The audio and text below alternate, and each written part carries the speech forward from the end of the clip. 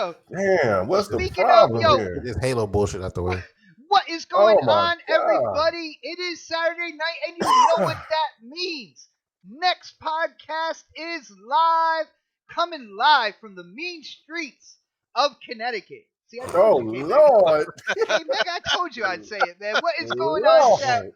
Yo, guys, it has been absolutely fire off air, and I can't wait to see this energy transition into the topics that we have for tonight because there are rare times where even the warm up topic is just so hot that the entire show is just gonna go crazy. I can see it coming.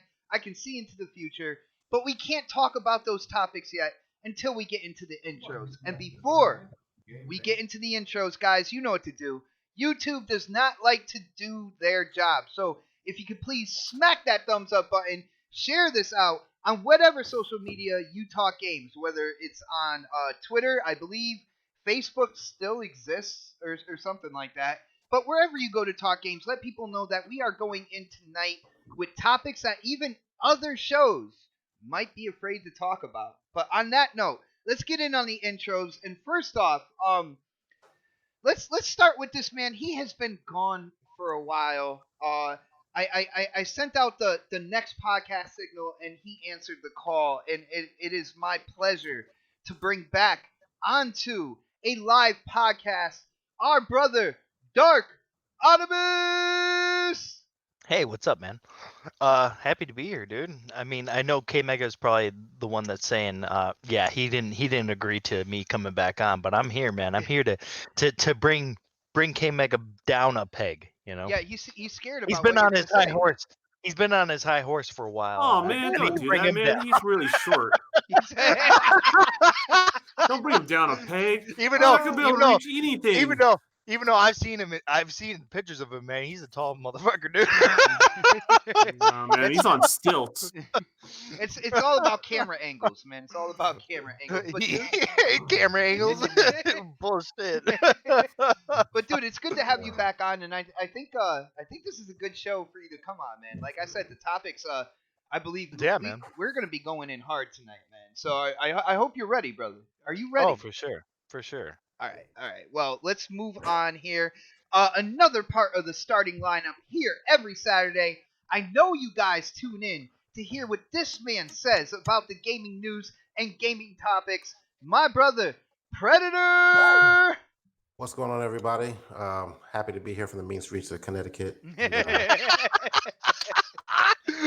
Got my gat ready to go. Yeah, you better hold two, man. You never know. Like Kimberly Ave in New Haven and about 30% of Bridgeport, man. You know you gotta watch out over those two locations, man. Can you do me a favor, Pred? I just want you to say one word for me, okay? What's You ready? that? Halo. I guess- Can you say Halo? No. Damn it. You're gonna be saying Halo in a little while because it's one of our topics. So I can't wait for that.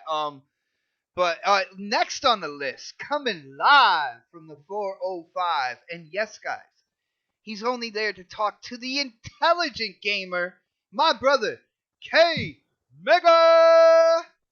Damn, man. I said this and I'll say it again. My boy Bot, the only ghetto bird that he's seen in his life was a drone from the mean streets of Connecticut. Yo, they don't Anyway. use a lot of helicopters over here, brother. They really I don't. don't You know it's a I don't Nerf drone too. There's a lot, Oh, it's a Nerf drone. Anyway. lot of undercovers though, man. A Must live by lot a of military undercovers. base or something, army He base or does. something. Yeah, something like that. Yeah, I Oh, swear, and you man. guys did not see that tweet that I reported, right? Nobody saw that. No. No, we But- didn't see it. All right. Well, We I'll didn't talk care. to you guys off the air about that. It was funny, man. But yo, it is Anyway. good to be here another Saturday with my brother K Mega. Mega, I hope you are ready for the topics at hand, bro.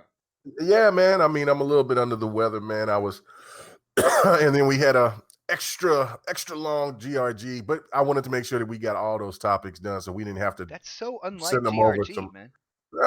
Yeah, I know, but we wanted to get all them topics out of the way, and then so we can be good and start good and fresh next week. But yeah, man, good to be here. I heard some very special things. I mean, it should be next K Mega Cast because of the fact of I keep winning. I keep winning that gameplay, man. That is that's great. I appreciate you guys so much for supporting and enjoying the gameplay that I offer to you guys to show. Hey, it's just all love. Thank you. It was a rarity. It was actually really good gameplay. I will give you that, bro. You The weren't rarity, you weren't trying to play that SSX and just falling off the board all the time. So Oh I my gotta God. give you that, bro. I gotta give Okay, you that, man. I got you. Appreciate it. Or some All right. racing game where he's bumping into walls all the time. That's more like bot Well, bumping into speaking of people. racing and bumping into things all the time, I do want to Oh introduce damn! the next man, a future Disrespectful. mixer legend. That's right, he does streams. Our brother, the Don. Hey guys, yeah, I do stream and I'm here and I don't know why I'm here, but I'm here and so let's get this going. You're here because you said yes. Okay. Well, yeah, I don't know about that one, We're gonna but break yeah. it down to its most simplest form. You're here because you said yes, and I thank you for saying yes because guys, we are going in on the first topic of the night, and it comes from a game from Remedy, a game called Control, where just recently Phil Spencer was in an interview and he stated that Control was such a great game that more gamers should have been able to experience it, which is why he is glad it is going into Game Pass. But hold the phone. Remedy came out with a tweet basically stating, we don't know what Phil Spencer is talking about here. We have nothing to announce at this time. And Twitter just absolutely blew up. People saying how Phil Spencer lied, and it just got really, really crazy. So, let me go because we haven't heard him on the show in a long time. I'm gonna go to Dark first on this one. The Angry Otter himself. I know you know what happened with kind of like with Remedy and what Phil said. What what do you think? Do you think Phil lied? Do you think that he might have spoken too early and the game will actually be announced for Game Pass? Are you lighting your torch and grabbing your pitchfork and running over there to Washington State to get after Phil? What's your deal, brother? Well, I can tell you right now, I'm not gonna attack the man. I can tell you that. Okay. Um, because that would just be stupid on anybody's part to do that. Um, uh, I think that it's very well possible that it's coming to Game Pass. I don't think he lied at all. He might have jumped the gun a little bit. I'm not sure. I don't really know. Um, what's good, what that entails. But it's like, what does it matter if it comes to Game Pass or not? Honestly, I don't see where the big deal is here. Well, basically, he came out and stated that that's why it's so good that it's coming to Game Pass, and there are a lot of Game Pass subscribers out there, and I'm pretty sure there's quite a few Game Pass subscribers who possibly didn't buy Control either. So to get that community, that group of gamers like excited, and then all of a sudden Remedy comes out and it's like, I don't know what he's talking about here. I don't know. Somebody needs to check his Kool-Aid Well, cup was and it see what's in somebody there. at Remedy, or was it Remedy just a themselves. Remedy? Okay. So it was Remedy themselves that came out and said they don't know what he's Yeah, talking their about. official Twitter page. Well, I mean, it might have been, because 505 has something to do with it as well. So it might have been a deal with them instead of a deal with Remedy. Because I mean, Remedy is just the developer; they're not the publisher of that game. So it could have been a deal with 505. 505.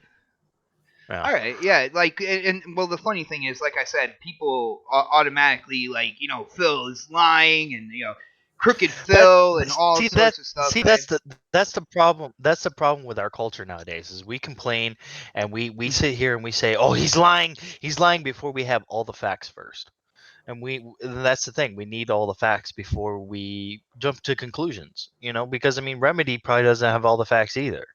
We can trust to see what they say, but who knows? And he might have not have made that deal with Remedy. He might have made it with 505. Yeah, and then they're trying and to and close that everything out. Yeah. right. Right, exactly. So it's like we jump the gun way too quickly on stuff like that, which shouldn't even be even thought about at all. Well, obviously, the game kind of, I guess you could say, underperformed for Phil to even state that he wished more people were able to play it and stuff like that. So I obviously, like, honestly don't think that game underperformed. I think it did well for what it was. It's not a game for everybody. And that's the thing with every game. It's just not a game for everyone. It's definitely a really good game. I played it. It's fun to play. There are moments where it kind of spikes in difficulty, but it's not to the point where you're like, oh my god, I can't believe this game sucks, or whatever. But it's a good game, and I don't see why it wouldn't come to Game Pass, because I mean they have a good relationship with Remedy, and they've had a good relationship with 505 in the past. So I don't see it not coming to Game Pass at all. I will say, like, when Remedy came out and said, like, yeah, we don't know what he's talking about there. I was a little disappointed because you guys know me. We talk off the air and stuff like that. I wanted to play Control. Haven't really had the funds to buy it, so when Phil said that, like, I got excited. I'm like, man, I'll finally be able to go in and play Control.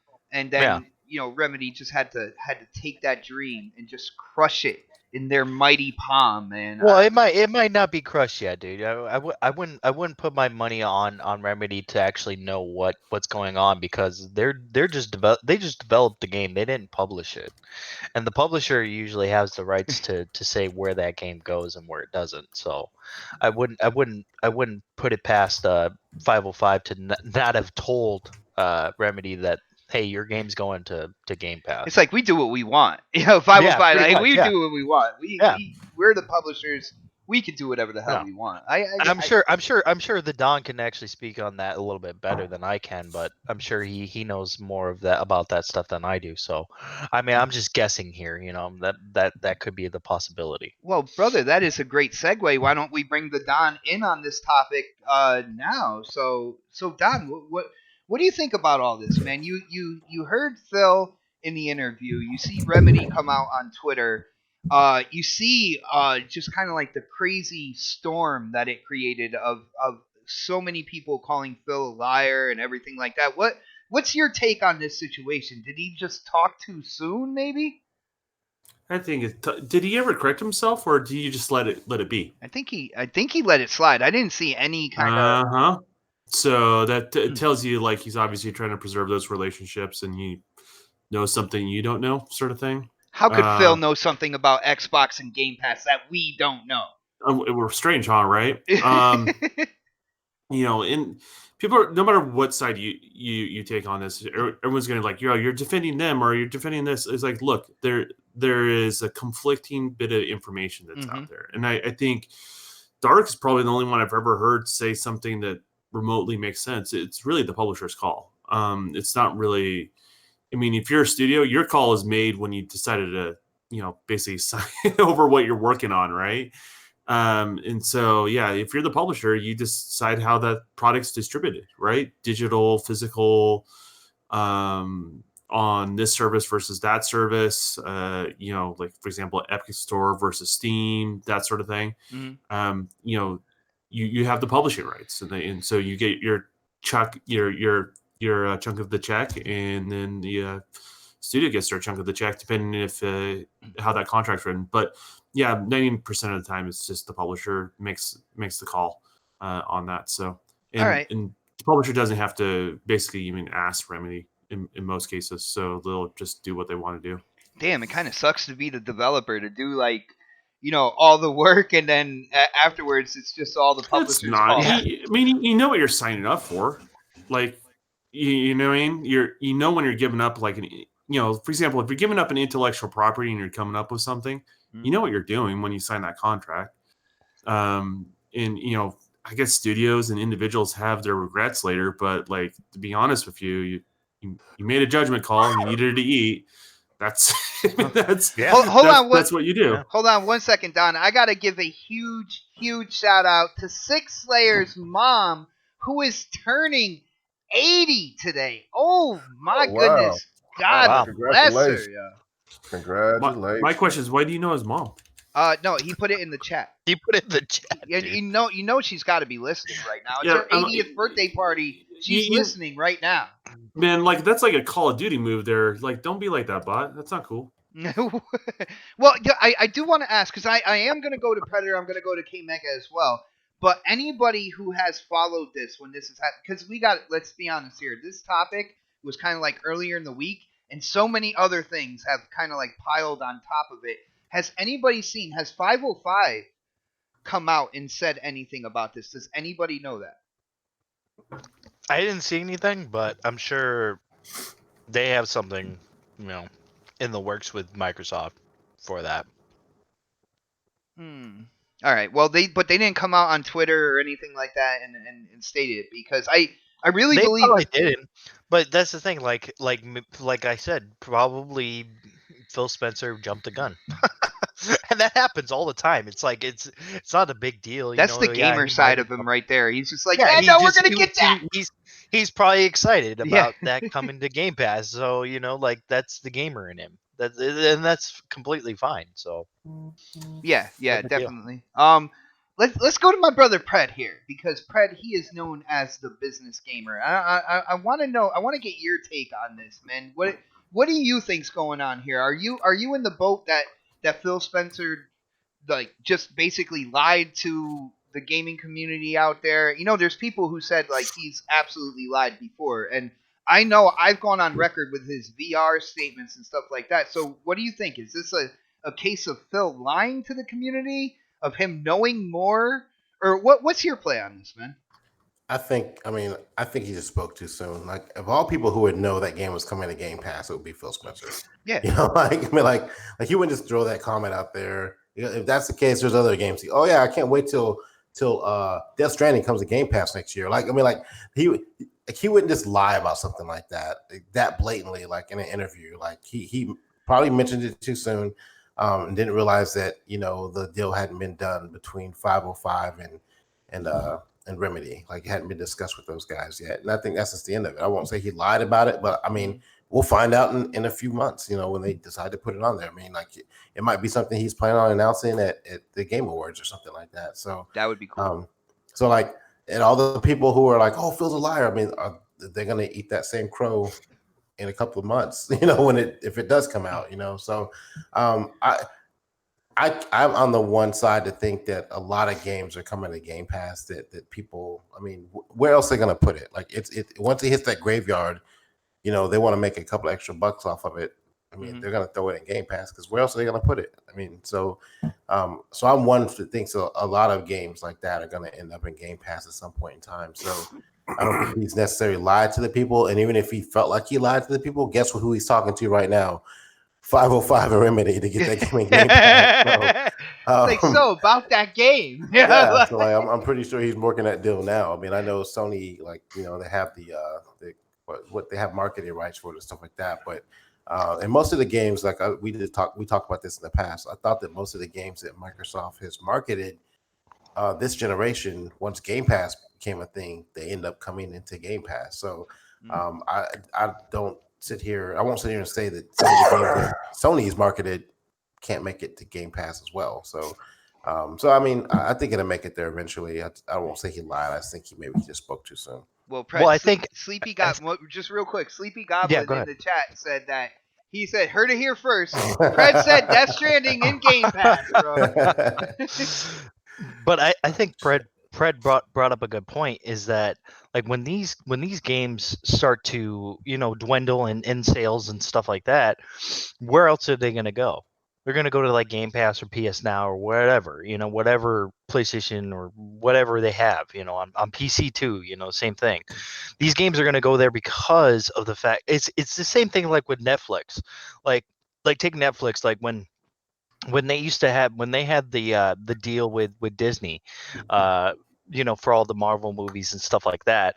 All those movies, when they came out on Blu-ray and whatever they came out on physically, they sold, and then when they stopped selling, they put them on Netflix or they put it on Hulu or whatever. So that's just the nature of the business now, where those kind of things are going to happen, where these games are going to start going towards To subscriptions? subscriptions. Yeah, Oh my goodness, that's it's just the going to happen. way this is the industry is going. Yeah.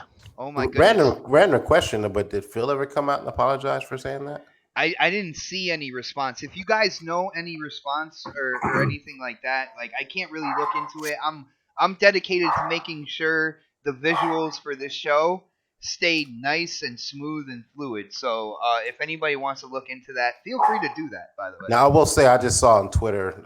I guess they did it December 5th. Xbox, the official Xbox Game Pass Twitter account came out and said, "Bad news. The inaccurate information you got about Control coming out isn't true. It's not coming on Game Pass." And they showed a bunch of other bullshit games. So that's out there. But Phil Spencer never came out and said anything. But All I right. guess Well, it's does that good enough. change your idea of what was going on with the whole Phil Spencer and what he said situation? No, not necessarily. I mean, I mean, Phil would know of all people. I think he'd be the person that would know that if they've been in talks with him or not. But what would make him say that would be my first question. Like, Yeah, why would that's the he big say thing. that? You know what's weird? So, like before I started working in games, I worked in high end bikes, and I remember working with I worked with my sponsors and all that sort of stuff. And I remember I was always writing like stuff that was like 5 or 6 years in advance before the public can actually have it, and it gets tremendously hard to keep track of that shit. It gets really difficult. And then sometimes I've gotten ahead of myself. I didn't like leak something publicly, but you think about Phil and where he's at, right? Like in what the structure of Microsoft is, it's so much bigger than like a high end bicycle company, right? And in one sponsor rider, and he has to keep track of all that stuff. And that just maybe like he wanted it, and there's some miscommunication, whatever it may be, or it's maybe won't come out until after the first of the year. We just don't know like where that's coming from him. I don't think it came out of nowhere though. That's the whole thing. I don't see it like, and I understand what he said with VR, which wasn't he said high fidelity VR with the Xbox One X, and that I've given that to people, and I've gotten kind of like criticized even on this show about that whole thing, but at the end of the day, like he doesn't just pull that out of nowhere. You know what I'm saying? Like I don't think that he'd be like, all right, how am I gonna lie and hype up the community for Game Pass more and just pull a game out of nowhere. You know what I'm saying? I don't see that. But I don't know. Well, Kate, well, go ahead.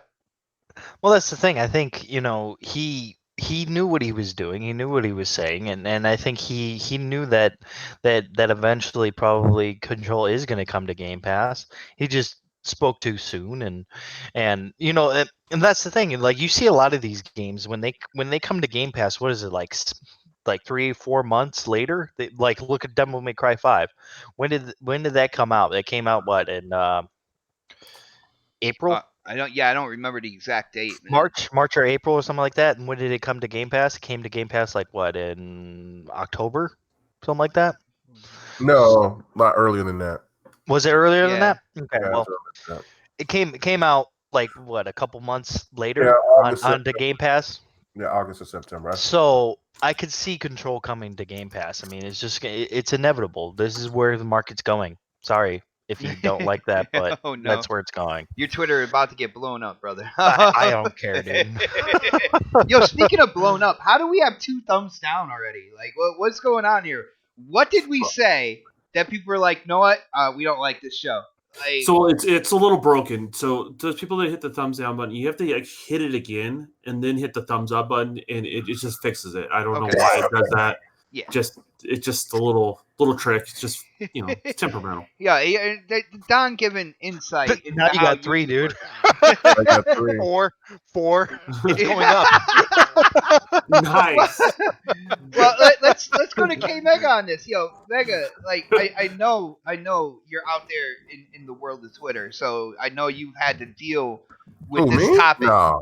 With this topic and this subject, man. So I gotta ask you, what do you think Phil was doing there, man? Like, I don't see him pulling this game like out of a hat and be like, all right, I'm just gonna falsify that this game's coming to Game Pass. You know, I can't see that. But what do you think, man?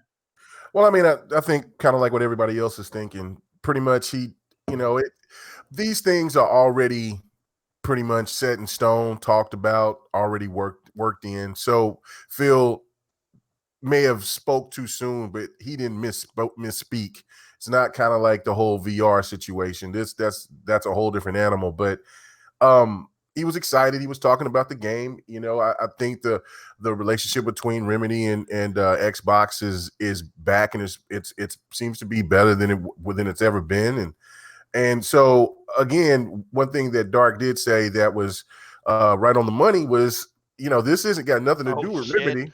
Megan This is agreeing with me. Oh shit. I'm sick. Yeah. So, but this really has nothing to do with Remedy. It's more so about 505. They're the one. I mean, because when you look at sales on cars, the people who's helped make in the factories that help make the car, they can't get pissed off at Ford or or any other company out there that decides, well, we want to do a sale, or we want to do this, or we want to do that. Like, nobody, those people who's made the cars can't dictate shit. So it's kind of like the same things with the devs up there at Remedy. So maybe they look at it from a standpoint of like, how the contract was constructed or something, of how many sales is however how much money they would get extra or whatever. But and another thing that I think the reason why Remedy jumped in so quick to say it was because of the VGAs and for all the other award shows that's coming out, and Control is out there. And every time that they show the VGAs, they have some kind of sale. Or in whatever games that's been nominated, they'll have some kind of sale, and so they want to generate more sales for that game. So, will that hit their pockets? It could, because that's kind of extra early. But again, it really, for a PlayStation fan or for a PC fan, that's not really gonna affect you, because you still can get it on sale. And for Xbox fans, and if everybody that's always saying that there's not enough Xboxes out there, so why the hell would it even matter to anyone at that point? You see what I'm saying? Oh, So damn. it's like, well, that's what I'm saying. So, I mean, because it's going to be on Game Pass. So, of course, for $1, so obviously, why is there so many people that's trying to act like this is the end of the world, like with everything else that goes on? And to me, I think this is really, it's ridiculous. You know what I'm saying? It is. It's just ridiculous. Now, the one thing here, if Phil was completely wrong about what he said, then Phil would have said something personally. That's kind of like how I've taken Phil Spencer to be when he said something completely wrong about something. Even just go back to the VR situation. He talked about that. Mm-hmm. Nope. Phil hasn't said anything from my knowledge either from talking about this whole Control thing. It's been people from Game Pass or something like that. And that probably could just be to say, hey, look, Control is not coming right here, because that there'll be a sticky point here if it's not here next month or next couple of weeks or something like that. And people are like, we told you Phil lied. So they're just trying to keep their nose clean and not trying to get people to fall into the trap of that garbage. So look, it's definitely going to come. There's been people I didn't believe that Devil May Cry 5 and Kingdom Hearts and all these. Look, Game Pass is actually killing it right now. Oh, yeah. They could bring the Yakuza series and all the Final Fantasies and all of this and bring that to Game Pass, then damn sure Control can be coming to Game Pass as well. So so it's eventually going to come. And then Phil was right. It's just, when is it going to come? Nobody don't really know the answer to that, except for Phil, 505, and Remedy themselves. Yeah, I definitely. Or maybe Remedy don't even know. Maybe that just could be, like you said, the publisher, 505 and just and Xbox. I definitely feel like Phil jumped the gun. Either he thought the negotiations and stuff like that were pretty much closed, or at least close to being closed, that he thought he can say that. But it does make sense with Control being nominated for awards and everything like that. There is a sale going on. 505 does want to get all the money they can before they get like that money for the subscription and everything like that. And they don't want people thinking, oh well, it's about to go on to the subscription, so I'll just wait for that, they're trying to get the most money they can. At the end of the day, Right. business is business. You know what I'm saying? Yeah, so that's what I'm saying. Like, we know that there's going to be sales coming at the VGA, so therefore that right there is kind of like, damn, Phil, you're hitting our pockets a little bit, man. Come on, chill. I know you're excited, but the way, but that's the thing. Is it really hitting the pockets? Because I mean, look at what Game Pass offers. Potentially, You know, because I've noticed that when people get Game Pass, they buy more games because they've tried it in Game Pass. No, you're right. I've noticed but that. I haven't really bought more games because of Game Pass. Yeah. I have, and but I know friends who've done it. Right, I know plenty of people that's done it. But this is the thing for me, is that they're getting a little bit more recognition for their game, and so they're anticipating that, well, if people see that our game Control is being nominated for all these awards and it's a Game of the Year nominee, then maybe they'll start getting people to say, hey, you know what, I might go ahead and try that out. And then next thing you know, boom, we got a sale, you know, and and that'll get some people to get it. Will it be more or whatever? I don't think it would for being on Game Pass. I think Game Pass is just the ultimate. Well, they're going to get that money. They're going to get that money, that initial upfront money for the Game Pass, for their game being put into Game Pass, no matter what. So if they can get a little more out the deal and have people wait until, like, I think it was Don that said beginning of the year, or it might have been Predator. That said, until the game will go to Game Pass at like beginning of next year or something like that. I mean, I can see them doing that and being, basically denying everything, even Game Pass, like their Twitter saying it as well, just to keep everything smooth, kind of like behind closed doors, because 505 wants their money, pretty much. Right, and again, it just comes down to. Listen, there's plenty of other places that you can get the game other than Xbox, so that's why I say it's not a big deal. You got 102 million consoles for PlayStation. You got 600 million PC players out there, so there should be no excuses. Got over 40 million Xbox Ones out there. Well, that's what I'm saying, though. But there's twice as many, maybe quadruple many gamers out there than what the Xbox One got, and that still doesn't solve the problem of why people didn't gravitate to the game like everybody thought that they should. You see what I'm saying? So I don't know. Now, Mega, are you checking out the chat right now? Because there's a super chat, and I think you should read it, brother. It is from Supersonic Station himself. Thank you, brother, for supporting the channel and the show. Mega, do you see what he said? Oh yeah, I see this. Supersonic Station, you know what I'm saying? Thank you for supporting the show. He said K Mega is a closet VR lover. Step into the riff. Oh, brother. Are you a closet VR guy, man? No, I'm not. Like I said it last night. I said if they brought me House of the Dead, and I think Supersonic showed me something. I was watching the Thunder game after the show, but I think he showed me something about they have like some kind of House of the Dead something. No, I'm talking about give me a true remake of House of the Dead. And if you want to put VR on it, then I would actually at that time consider the iHerpes machine. But until I get House of the Dead remade, brought to me, then I'm not. It's a no go. Mega, you know you have to practice safe VR, right? Yeah. How come that's why I never put one on. Dude, I can picture Mega treating a VR headset the way an old lady treats a couch, and just have that thick plastic all over it. You're damn right. Yeah. Makes a peel noise when he pulls it off his forehead. Yeah. See, right there, I don't know. Maybe Bot did know some black friends in the mean streets of Connecticut. Oh shoot! He knows about the plastic, because you got to. Dude, I got my card, man. I got my ghetto pass card, man.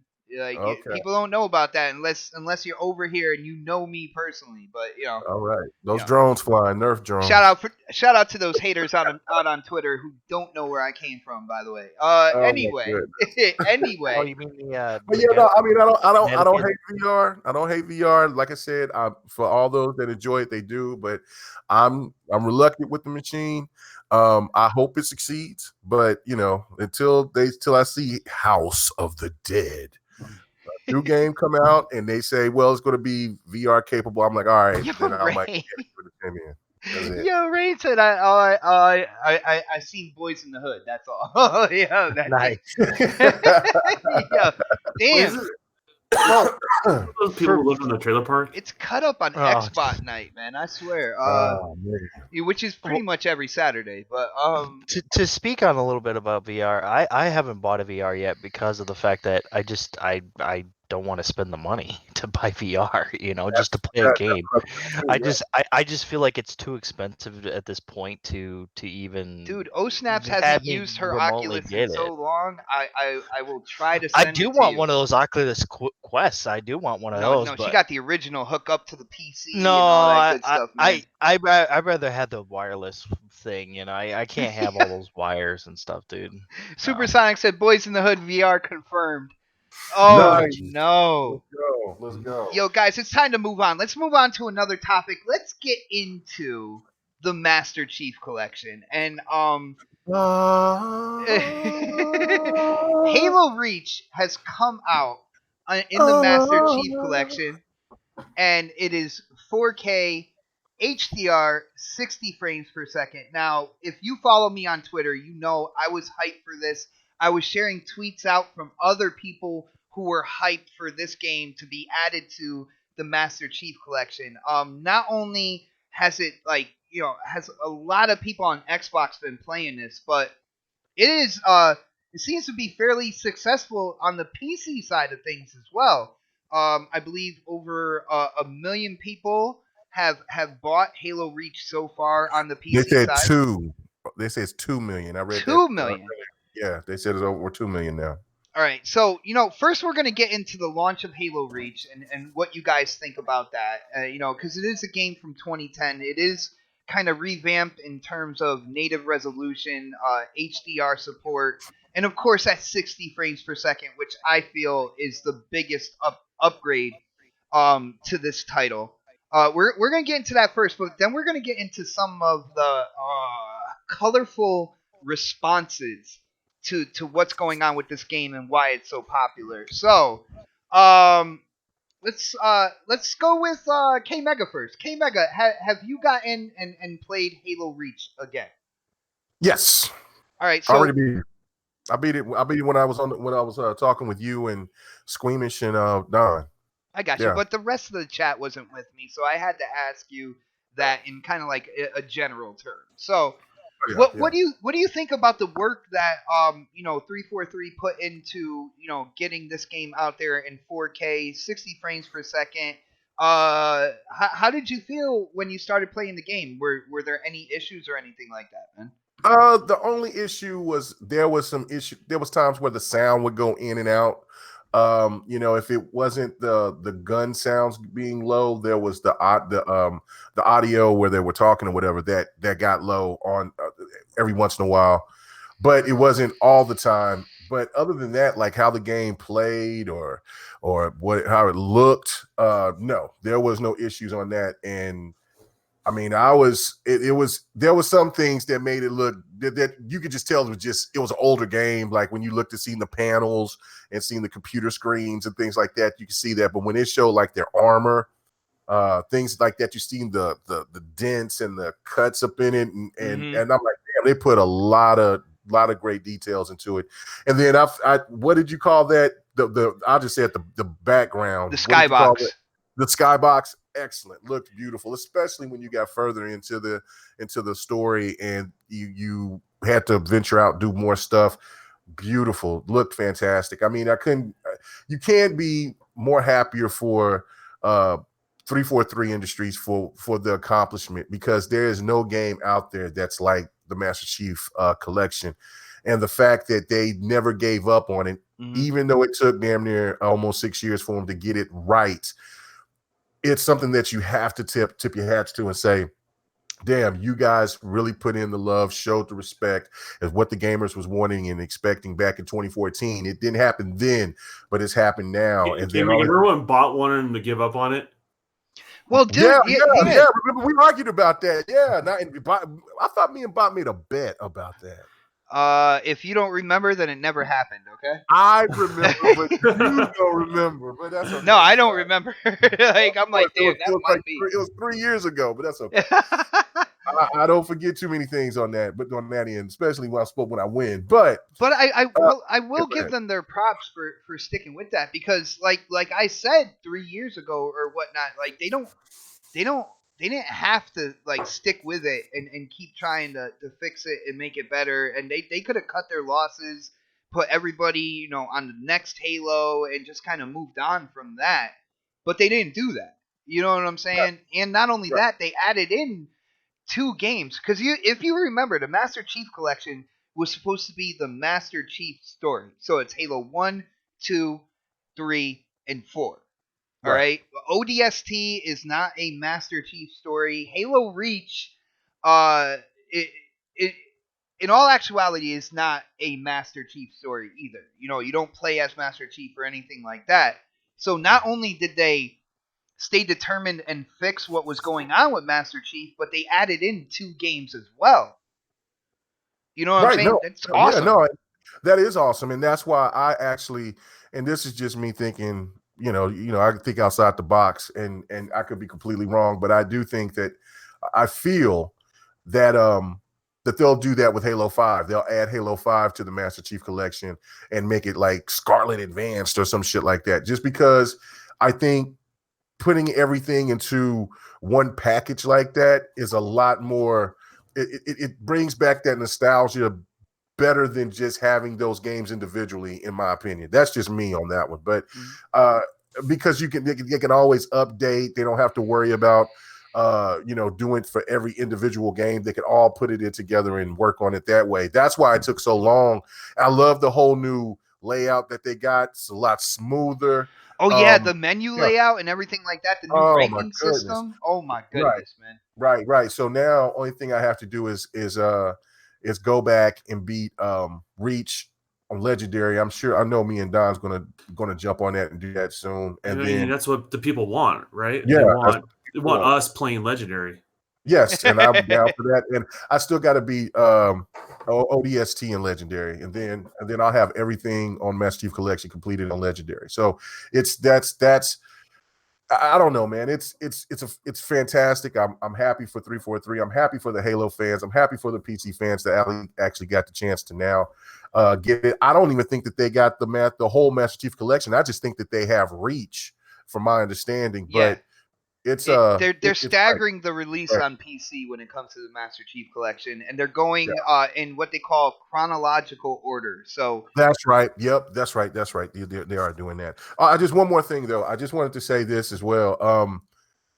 If there was any other issues or problem that I may have with Reach, is I am so glad that they changed the whole aiming system and format, like with Halo 5.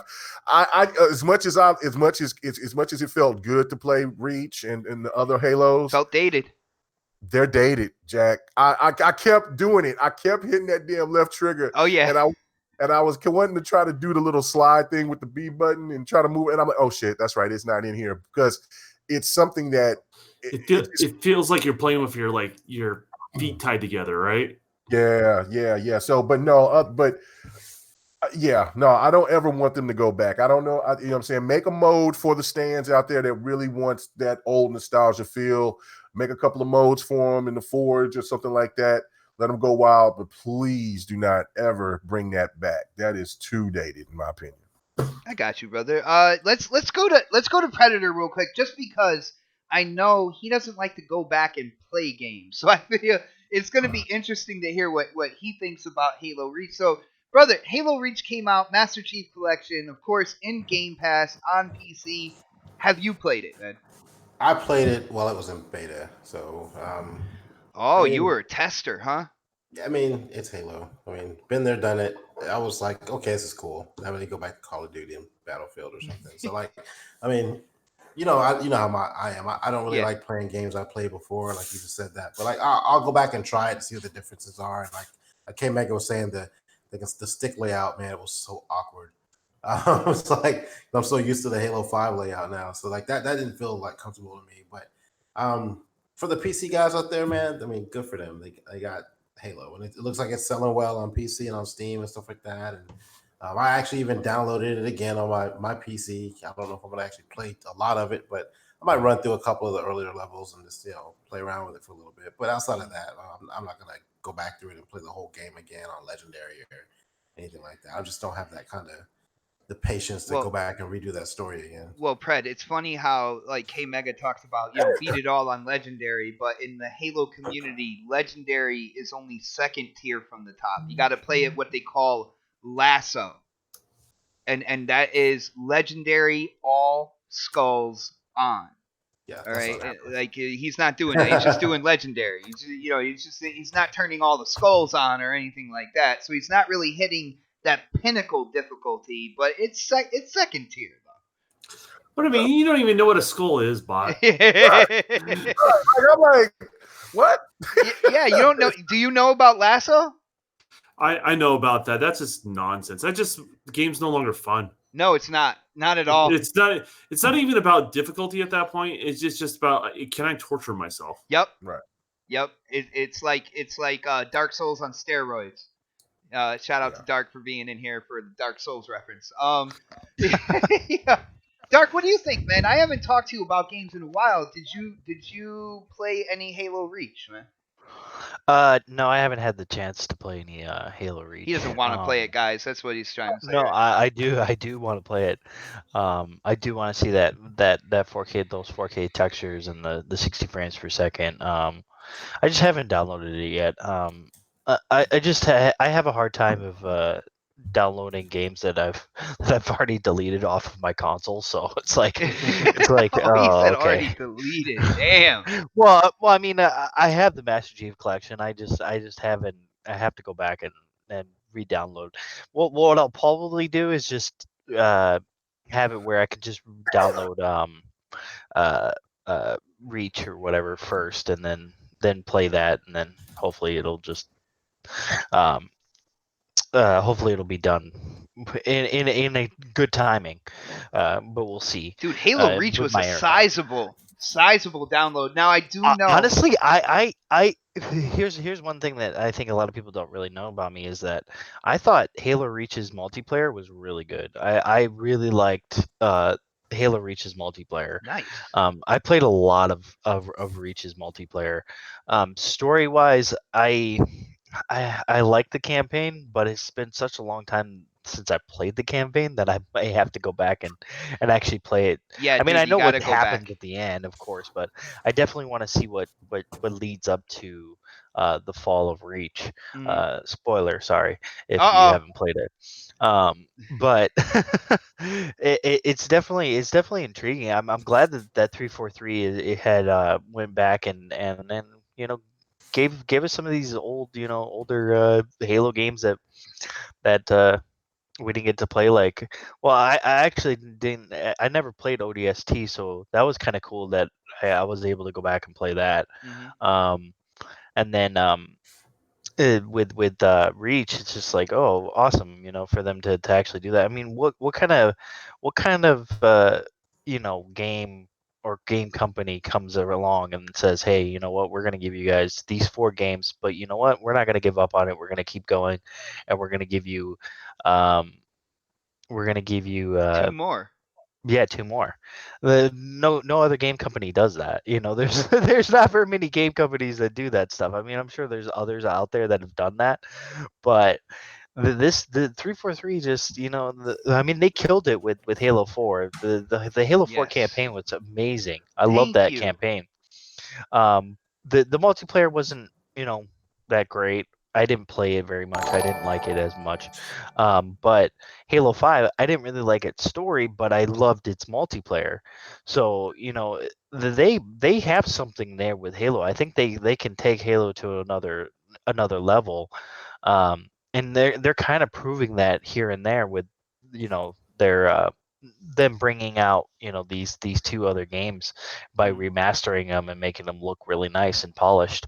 So I mean, I definitely do want to go back and play Reach, but I just haven't had the time. All right. Well, first off, Chris Hughes Sr. hit up that super chat. Thank you, brother, for the love and support to this channel and this show. He said, I heard that Halo Reach has over 6 million maps. Brother, you heard wrong. I will let you know that. Dude, there's no way it has 6 million maps. Now, it does have, Halo Reach's multiplayer does have a lot of classic maps that when you go back in, you're like, oh, shoot. And every single multiplayer map is actually in the campaign as well. Right. So like you'll turn a corner and get into a courtyard and you're like, yo, this is a multiplayer map. I remember this. Like stuff like that is really, really awesome. And I will say, when it comes to Bungie's Halo Reach is one of the best stories that they have done, in my opinion. Like I cared. Bungie-wise, yes, definitely. I cared for Noble Team and what happened. The deeper and deeper you got into that game, it really kind of like it messed with you. It messed with your emotions all the way up to the end. And when I first played it, man, I was blown away, absolutely blown away by the campaign. For anybody who hasn't tried it yet, it does feel dated. I will say though, me personally, I think the 60 frames per second makes it feel so much better, so much. But how dated does smoother. it feel? Does it feel like it's so dated that you can't play it, or is No, it No. not Okay. that far. But But Well, you there can you go. can feel its Yeah. age in certain places though, definitely. okay? All right. But No, but I guarantee you though, by the time that the PC community gets a hold of having their forge and making maps, it could get pretty high up there. I'm sure it'll get pretty high. And that's 6 million. Yeah. It'll get crazy. not 6 million high. Yeah, Dude, high, but Chris, yeah. I don't know who's telling you that, but dude, if they're calling you on the cell phone, lose that number. If they're following you on Twitter, block them. All right? No, you don't want to deal with that. You don't want to deal with that. All right, and Don, me and you played together a little bit. Yo, shout out to my brother Squeamish in the chat because he has been rolling with me in Halo Reach, and he is an awesome person to game with co-op wise and stuff like that. So it's been awesome to play with him. Don, you came in for a little while as well. So what do you think about what they did with Halo Reach, the work they put into it? Are you happy? Yeah.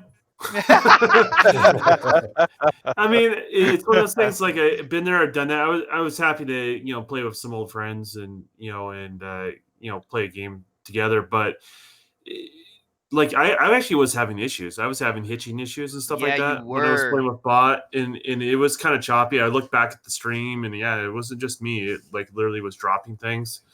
So I don't know if that was a connection issue between me and bot or if an update needed to happen. It could have been a lot of different things.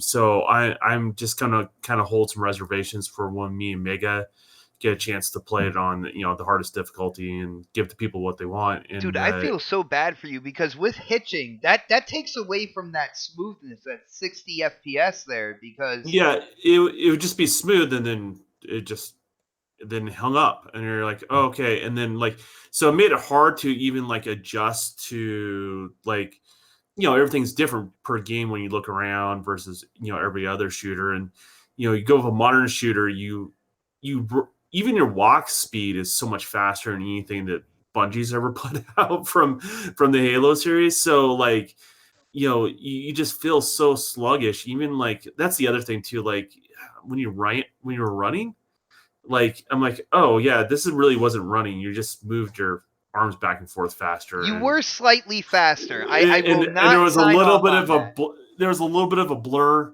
and that's pretty much what it seemed like. That's all they did. So I mean, it just felt like, yeah, I'm playing an old game, and you're gonna have to get used to the fact this ain't a newer game, and it made me appreciate Halo 5 so much more. I mean, I never really complained about Halo 5, but I play Halo 5, get on Halo Reach, and I'm just like, yeah, give me Halo 5 any day. Halo 5's multiplayer is just so damn good, man. Oh my goodness. Even the campaign. I mean, like people like gripe about certain things, but the campaign really wasn't bad. It really wasn't. Gameplay wise, no. All right, but what I will say, what we're used to in the Halo universe when it comes to a story, you get such a huge climax, and going into the end of the story where I feel like Halo 5 story didn't hit that high level climax that we were used to, within the Halo franchise. But with that being said, I also feel that 343 because people need to realize they made the Halo 4 story as well, which to me is still, I think that's the best story in the Halo franchise, man. Well, and I would agree with you. The Halo 4 story I prefer over Halo 5, but then again, I play Halo 5 and I don't have the negative feelings that everyone else does. Nice. Yeah, me neither. And the fact also, Don, is that like I think a lot of people, if they have forgotten or haven't really invested in all the Halo lore, like playing games like Halo Wars, then they probably wouldn't appreciate Halo 5. Because once you beat Halo 5 and then you jump to Halo Wars 2, it just makes that damn story of so much more compelling of what the future is going to bring. And that to me, I think I do agree that the story is not the best out of the Halo lore, but it's kind of like I've said before, it's kind of like that Fast and the Furious, the Tokyo Drift of great Halo, analogy. of the Halo series. Like nobody really, there was some people that liked it and other people that didn't like it. They was kind of felt like it was out of place. But then once you got further on into the Fast and the Furious, you seen how important Tokyo Drift was. That's how they pulled it all together, right? Over time. And yeah, and that's the thing is like, I also look at Reach. It's like there's a lot of positives. I mean, I know I'm kind of being a little bit negative on it, but I've always looked at it as the franchise that, like, yes, Bungie gave it its all, but the same token, like, you can almost kind of tell they wanted to move on, right? Like, they were ready to make Destiny, dude. Yeah, I just feel it from the gameplay perspective. Oh, like, Pred, I did get the name Destiny in there, man. Oh my goodness. God damn it. Yeah. But I don't know. I mean, for everyone who's enjoying it, definitely enjoy it and, share it. And you shouldn't be, like, that's the one thing too. Like, I don't, just because I'm not jonesing on it as much as other people, like, I don't want to be part of like a group that says you can't enjoy something. Definitely enjoy it. Share it with other people. Like, and for all those people that are playing for the first time on their PC, welcome. Welcome to the community, man. Exactly. Let's play Halo together. I'm all about it. So let's do it. So nice. Now I'm gonna stay with you, Don, on this one because we're gonna turn the page on this Halo thing because with Halo Reach being such a success on PC and so many people playing it on their Xbox Ones, this narrative has been started to develop here. And I got to get the panel's kind of like thoughts on this because the narrative is Halo Reach is doing so well because it shows the superiority of Bungie making Halo over 343 making Halo. I will say I think this is complete bullshit. Of course, people always look back on the past, and kind of revel in what used to be, and kind of even think that the past was better than the present, at certain points in time. But what do you think about this narrative, man? It's been building on social media. The only reason why that Reach is doing so well is because Bungie is superior at making a Halo game in comparison, even if it's from 2010. Well, I'm a big component. If anything is newer, it doesn't necessarily make it better. I mean, like, here's the deal. I use a straight razor. I sharpen it myself. I had the leather strap. Yeah. I do what real men do, right? So, and I have to go buy a straight razor now. I know, right? I'm like, man, now I gotta buy a straight razor because Don said I wasn't a real man. Every time I shave, I'm gonna feel inferior now. I'm like, a little insecure. I got you. But anyways. Save my balls with that. That being said, like that's an example. It's not necessarily newer is not necessarily better. But that being said, like going back and playing Halo Reach, and all I can go and be like, man, where's my run button? Oh yeah.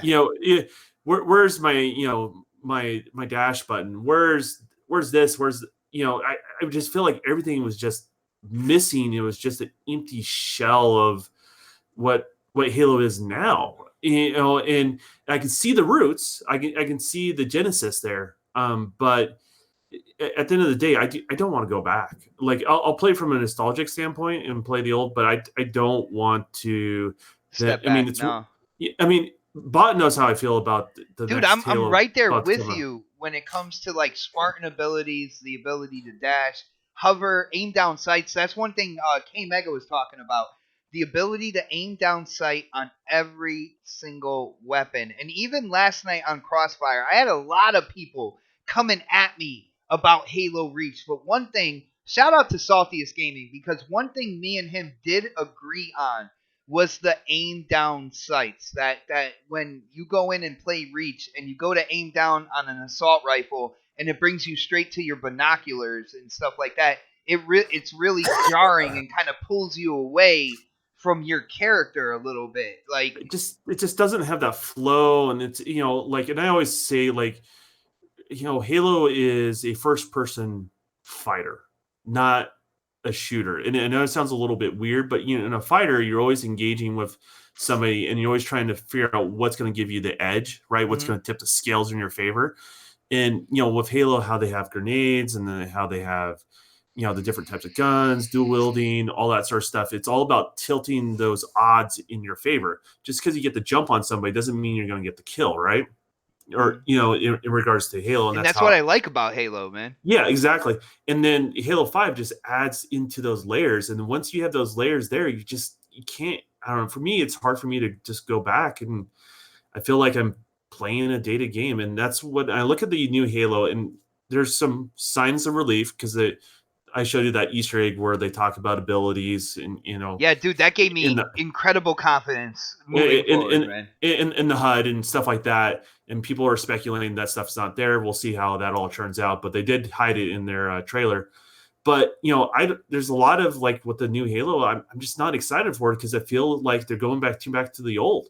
The aesthetic. I don't want to go back to the old aesthetic. Well, that's happening. So the abilities. I don't want that stuff to happen, dude. It better have like I will be so upset if the Spartan abilities are gone in Halo Infinite. Like that would not make any sense to me. That would make it a guarantee not buy or even try for me, to be totally honest with you. I got you. I wouldn't even download it from Game Pass if it didn't have Spartan abilities. That's fair in my opinion, man. But if it has Spartan abilities and that core mechanic is still there from 5, then I'll give it a shot. But I'm still not Jones, and I'm not excited about the new Halo. I'm really not because of the old stuff. And guys, I am trying to, like, when it comes to Don and the next Halo, I'm like, dude, just wait until they give you the gameplay reveal before, reserve your judgment until you see that. And if the abilities and everything are in there, we got to go back in and play it. Come on, man. And Bot knows when I'm not into something, I just don't do it. Yeah, no. He knows, like, I don't just say it and then all of a sudden, you got me. You know what I mean? Like, I pretty much commit to it. So I told Bot I'll give it a shot if it has abilities, but if it doesn't have abilities, I won't even download it. First off, shout out to Squeamish. He says the run button is the X button, and yes, when you have the run ability equipped, but it can also be your overshield, it can also be your jetpack.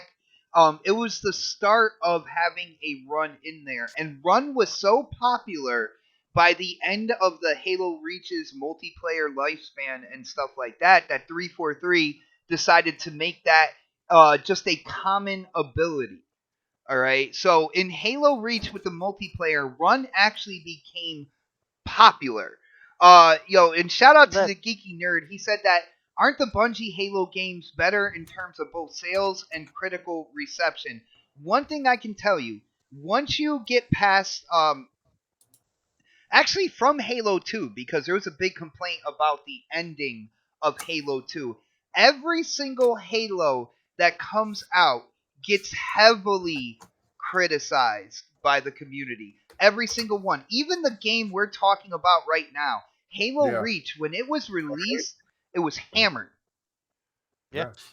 Well, and if you remember, Halo 4 got hammered for its multiplayer because people were saying that because at that time Call of Duty, it was too Call of Duty. Call of Duty surpassed, you know, the because it was more fast. It was that Twitch shooter. People wanted more of that than what Halo offered in their multiplayer. So 343 had to make those changes.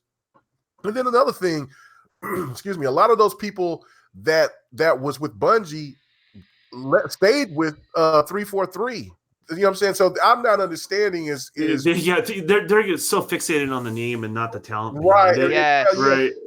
Just like with Gears, like with Gears, like those a lot of the people that was with Cliffy B and them, they stayed over and was a part of the coalition. So I'm not getting this.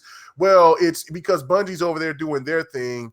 It's always going to be better than what 343 is doing when it's really still some of the same talent, most of the same talent that's been working on Halo from day one. Well, and even the people that say that like Bungie had a bad relationship with Microsoft, blah blah blah, like they kind of go with that because they just wanted to be independent. Right. You know, it's funny how over the years those people migrated and they end up working for Microsoft or doing side projects for Microsoft. Like they don't have that bad of a relationship. They just the problem is, here's what people don't realize. The scariest thing as a creator is creating something extremely successful. The other biggest fear is not creating something that's commercially viable, right? And those two totally conflict with one another. But the harsh reality is once you have that commercial success, that product's almost not even yours anymore. Does that make sense? You can't make changes to it because you have this fan base that they feel ownership to it. And that's just kind of how that is. And I think, one of the biggest things when you talk about Bungie, and I don't want to like totally put words in their mouth, but I have a feeling like they felt like they couldn't really do things with the franchise. Does that make sense? Yeah, because they wanted to do a Microsoft. Destiny. They wanted to do the Destiny type thing with the Halo franchise, and they couldn't do that. It doesn't even have to deal with Microsoft being a publisher in a lot of ways. It just sometimes it just doesn't. It just doesn't jive with that people. And if you look at Bungie's history with their community, like they make games that people love, right? But as soon as they make that game that people loves and they start making changes or either iterations or DLC in the case of Destiny or whatever it may be, like their community just gets splintered on how they feel about their product. Mm-hmm. And it's something Bungie has always had a problem with. I think 343 is feeling it a little bit too, because it's such a beloved franchise they're working on. This stuff it's just not easy. You can't please everybody, right? And No. you can't break that ground as the first person shooter for consoles anymore. Like the thing is, like first person shooters for consoles, it's not a new thing anymore. It's not the only game in town. There's so many other first person shooters out there. So you can have a commercially viable, like you say the next Halo Infinite is more commercially viable than any of the other previous Halos. It'll still get overshadowed by the fact because it's not the only game in town anymore. Yeah. And so like a lot of people just look at this stuff way out of perspective and they don't they don't read the room and what's really going on. Well, dude, it is really strange. The funny thing is, you say out of perspective. I want to give a huge shout out to Axel1324, and this is what I stated about when Halo Reach came out before, and this is actually a humbling perspective. Somebody coming out and pretty much saying exactly what we saw. Hitting up that super chat. Thank you for the support for the show and the channel, brother. He says when Halo Reach was being advertised, he was overseas and he didn't like the ads.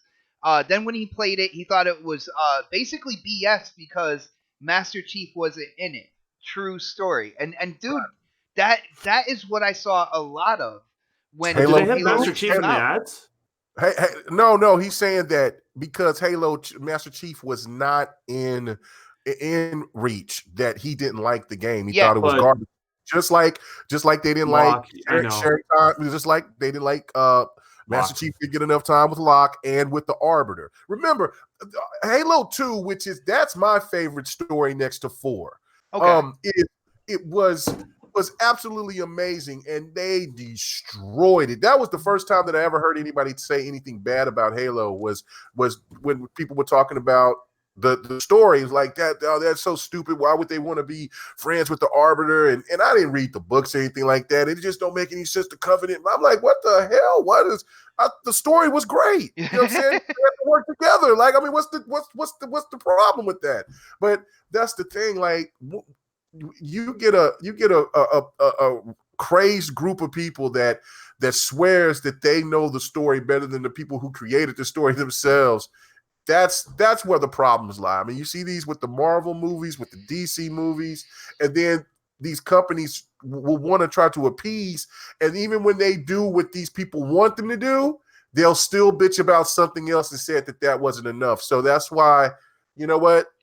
Just Kinda go in your just go with direction. the flow. Go the direction you want to go. Exactly, because at the end of the day, you're always, especially in the Halo community, and again, like on Crossfire last night, man, people tried to hammer me, but those people do not know the Halo community the way I do. Like they were talking about, why it was so successful on PC and how Bungie's Halos are superior, and I had to put it out there.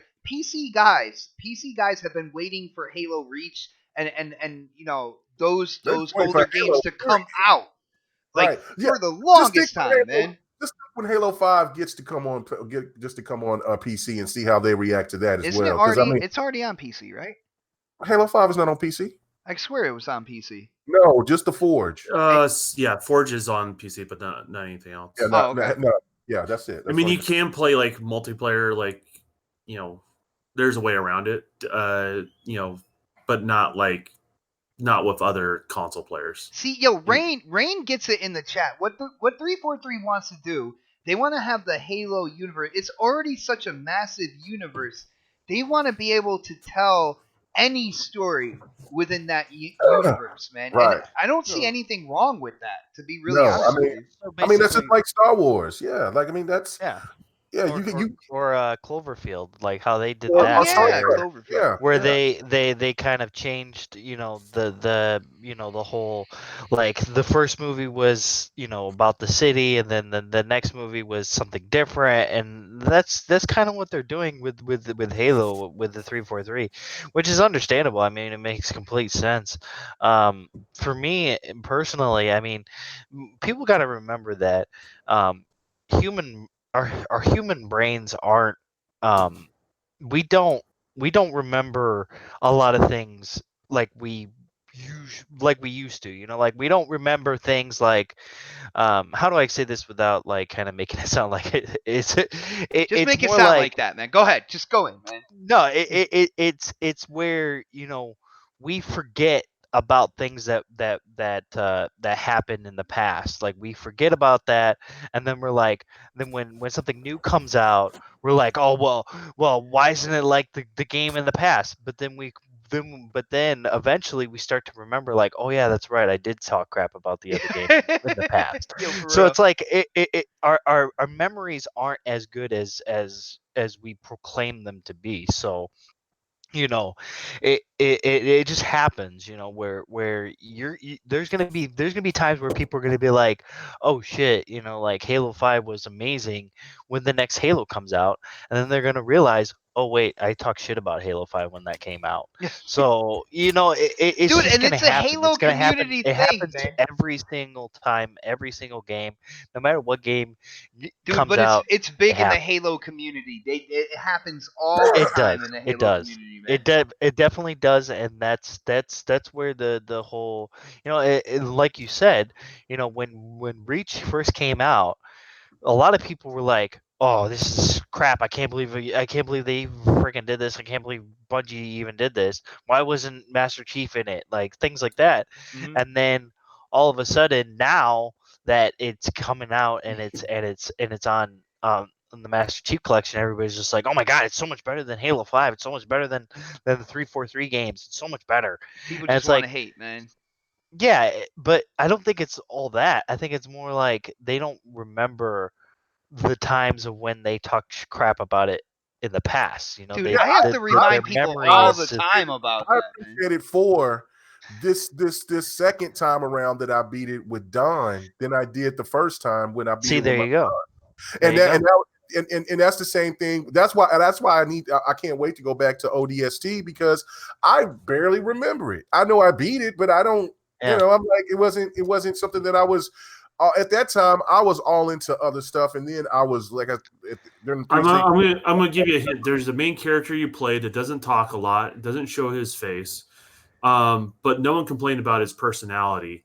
And that's pretty much Halo ODST. You know what And was then funny? Yo, hold on. K Mega, you know what was funny? When I Yeah. was playing Halo Reach with the Don, he was Mhm. pointing out characteristics about Noble Team, different characters in Noble Team, and he was referring back to Locke. Like, yo, Yeah. they're doing the same things that Locke was oh doing. yeah, Noble 6 is Locke. Yeah. Right. I mean, I'm sorry, but whoever the guy is in ODST when you crash land, it's Locke. The only difference, this is the only difference between all the main protagonists you play in Halo, is the difference is you see Locke's face. That's it. That's it. Yo, shout out to Axel maybe- again. I and- would love to see the Grunt Rebellion in a video game. That is an epic moment in Halo lore. And maybe that's why people dug it so much, is because they're like, oh well, I don't want to see his face. I want him to be this Spartan, god. I want him to just go in and kill things. Maybe that's why. I mean, I know I used to give K Mega so much crap about Love and Lock and stuff like that. But you kind of like him now, don't you? Yeah, I don't. You kinda like no, Locke now, huh? I never really had a problem with them. I just like giving K Mega shit. It's fun that way. But it's just like I don't understand the whole fact that um when when these games come out, we say one thing about them, and then the next time we're like, oh wow, it is what it is. It's crap, and then it's like, why can't we just enjoy games for what they are, and they're just fun. They're fun, right? Nice. I mean, that's the point of it. That's the point of it. That's the point of playing Halo. That's the point of playing any game, is just to have fun with it, right? So I mean, And the last thing I'm going to say about it is, Yeah, because you're boring Pred right now, dude. I know Pred is like falling asleep over there. I want to say about it when the game is named, it's not called Master Chief, it's called Halo. Exactly. That's the main thing that I think a lot of these people got to understand, is that this is a universe. This isn't just about one person. I don't know, because I mean that shit would really get stale if it's just about one person. I understand about Mario and shit like this, but this is supposed to be a different. Well, Bungie did it twice. ODST isn't about Master Chief, and Yeah. Halo Reach, for the most part, isn't about Master Chief either.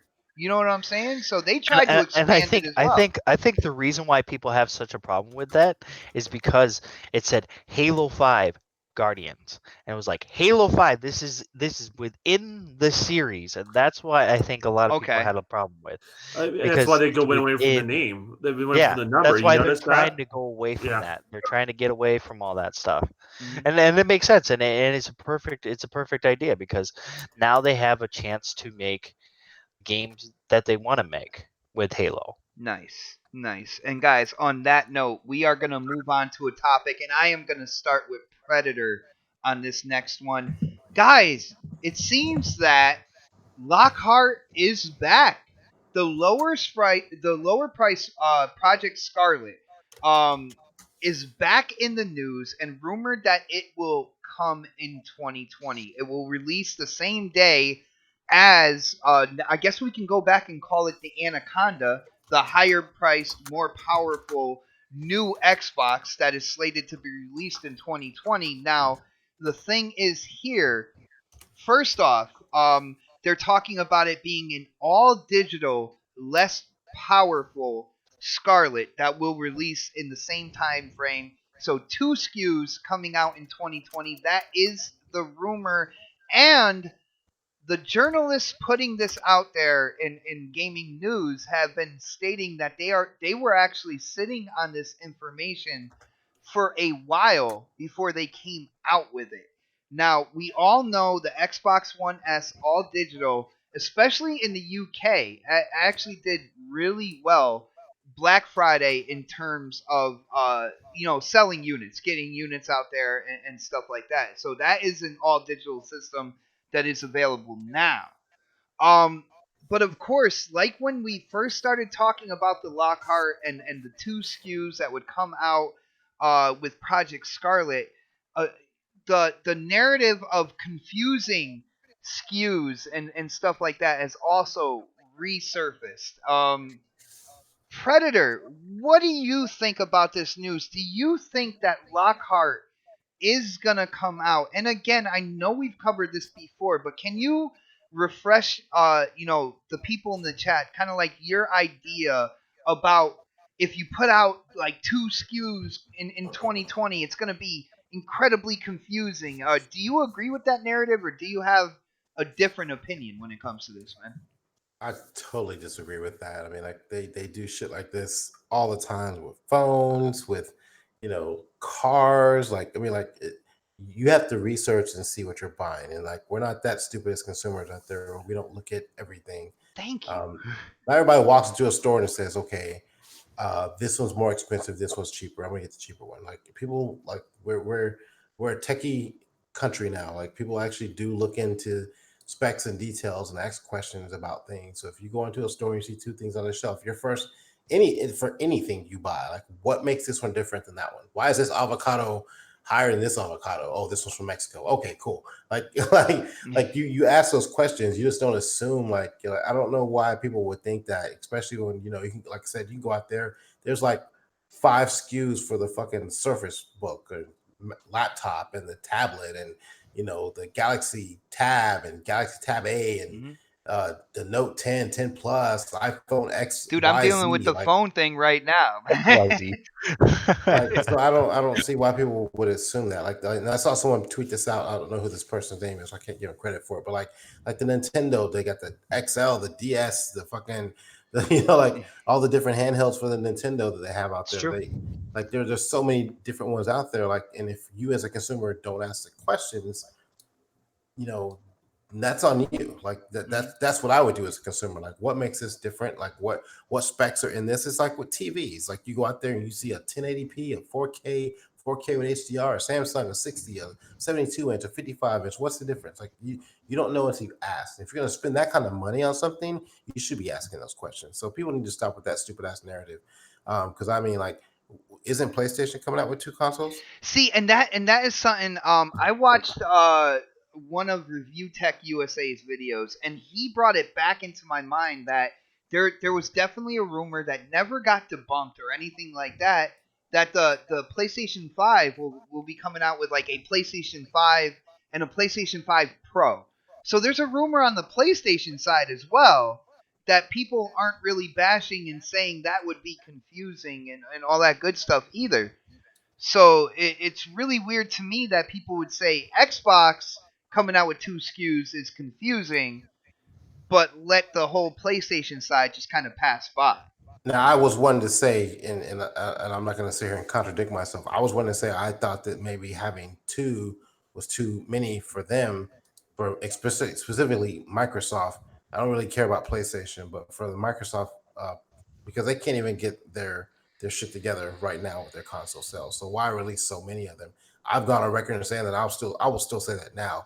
But I do think the smart move for them would try to come out with two different prices to kind of compete with whatever Sony's doing and Mm-hmm. try to undercut them either way, like either with the most powerful one or even with the lower tier one. So like they got to have something out there competitive.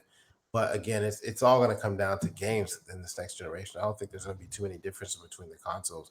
Now, if it's just a discless, a Scarlet, whatever it's going to be, Anaconda, if this is discless, I think most people will still kind of hold to their, you know, their mindset, like they want that physical disc, because that's why I'm sorry, the Sade edition didn't do very well. But Sade. because people still are in that mindset, I gotta have the disc, gotta have the disc. So like there's got to be something different besides just we discussed this before with the Sade edition. Like, you just put a piece of tape over it, and I think it was a funny ass commercial, but like, it looks just like the S. It's just like you don't have the hard drive now, you just put a little piece of plastic over it. But like, I really hope they do something different with the look of it. You know what I'm saying? Like, if you have the Scorpio edition, whatever it is, or whatever the fucking Scarlet. You have the Scarlet, and it's like, it Dude, are looks we one back to way. saying Anaconda and Lockhart now, though? I guess, yeah, because I keep getting.